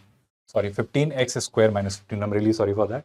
Now I'll put f dash x is equal to 0 to find the critical points. I hope you remember the process. So when you do that, x square is equal to 1, which means x is equal to plus minus 1. X is equal to plus minus 1. So these are the two critical points. Now I'll find two things. I'll find f of 1 and I'll find f of minus 1. So let me find these two values. So f of 1, I hope you all understand, is very clearly nothing but what? F of 1 is 5 minus 15, that is minus 10. When you try and find f of minus 1, it will be minus 5 plus 15. I hope you're understanding it. Minus 5 plus 15. That is plus 10. So these are the values of f of 1 and f of minus 1. Any confusion so far? I hope a complete great clarity is built by you all. Now, what do I do next? In simple language, we need to define that at how many points these and these curves are intersecting. Or if I want to ensure that this has three distinct real solutions, then this curve and this curve should intersect at three distinct points. I need to ensure that because I have the liberty to choose a, and that liberty will help me in deciding the answer. Now let me try and draw the graph of this curve. Please understand, since it is a cubic, 5x cube minus what? 15x minus 15x, right? So that's the curve. This is a cubic. Let me try and draw its graph. I hope you remember in a quadratic, we had a discussion, cubic's coefficient, the highest degree term's coefficient. Highest degree term means x cube into 5. So 5 is positive. So it will start from minus infinity and it will go to infinity. So the graph of this curve will go like this. I hope there is no confusion on that. And when you talk about its local maxima and local minima, they will be here at 1 and minus 1. I hope you understand. So at minus 1, I'll have local maxima. At 1, I'll have local minima. So at minus 1, this will be minus 1 here. This point here will be minus 1 here. And at minus 1, it is how much? It is 10. So at minus 1, it is found to be 10. This value here is 10. And at 1, it is minus 10. So this is a point which is clearly nothing but what? This is minus 10. So this value over here is minus 10. So on y-axis, it is 10. On y-axis, it is minus 10. Exactly between them, I'll have my x-axis. So let's say this is here is nothing but what? Your x-axis. So let's say this is the x-axis. Now, I am not very much concerned about x-axis, but still, let's have a look at this part. This point here is nothing but what? Minus 1. Then this point here is 1. Now, please understand, this is the graph of f of x. Now, I'll draw two more lines. I will draw two more lines. Which two, students? Just give me a second. I will make you understand it here. This line at passing through 10 and one more line passing through this point minus 10. Why am I doing this? You will get to understand this very soon. This, of course, here is your x-axis. So don't worry about that. This is the x-axis. And of course, between minus 1 and 1, somewhere here, I'll be finding origin, which will be passing through this point only, because this is the third root of that equation. But this f of x should be equal to another curve, which is g of x, which is y is equals to a, which is a straight line parallel to the, x-axis. Now, I want this curve and this curve to be intersecting at three distinct points. Now, I have a lot of choices. What do I mean by a lot of choices?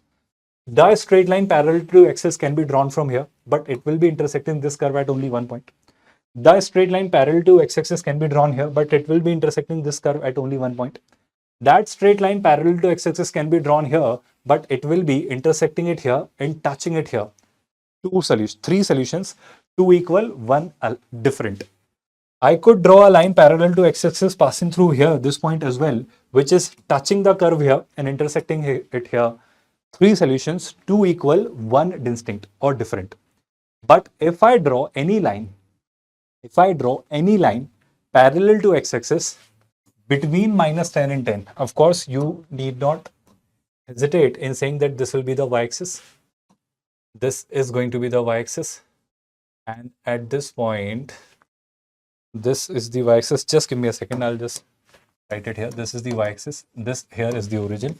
So on the y-axis, if you happen to draw any line, let's say here, look at this. First solution, second solution, third solution. Three distinct solutions. Can you not say that this is a line parallel to x-axis is intersecting this curve at three distinct points? Look at this line. Is it not intersecting this curve at three distinct points? So if I want to have three distinct solutions, then do you not think that the line should begin from -10 and reach up till 10 only? Between this portion only the line should be drawn. Would you not say that, sir, in that case, I'll say that A, if you talk about the value of A, then the value of A could be minimum -10 and maximum 10, excluding these two, that is, it should lie between these two values. So I think I have cracked the values of alpha and beta. Alpha is -10, beta is 10. What are we asked? Beta minus 2 alpha. So beta is 10, minus 2 alpha means what? -2 into -10, which is 20. So the answer should be 30. Did you understand the whole question? How do we deal with such questions? How do you draw graphs? How do you draw such conclusions? And through maxima and minima, how do we conclude all of this? I think you have gotten a great clarity on this chapter. Let's meet in the next video. Thank you so much. You have been a great audience. And don't forget that along with this free of cost one-shot video, we are also providing you the handwritten notes for your revision and the DPPs for your practice in the real-time environment, link to which is given in the description. You can click and download it and access it. And don't forget that it will redirect you to our PW app, from where millions of students are preparing for different competitive exams and getting the desired results. With that, thank you so much. Take a good care of yourself.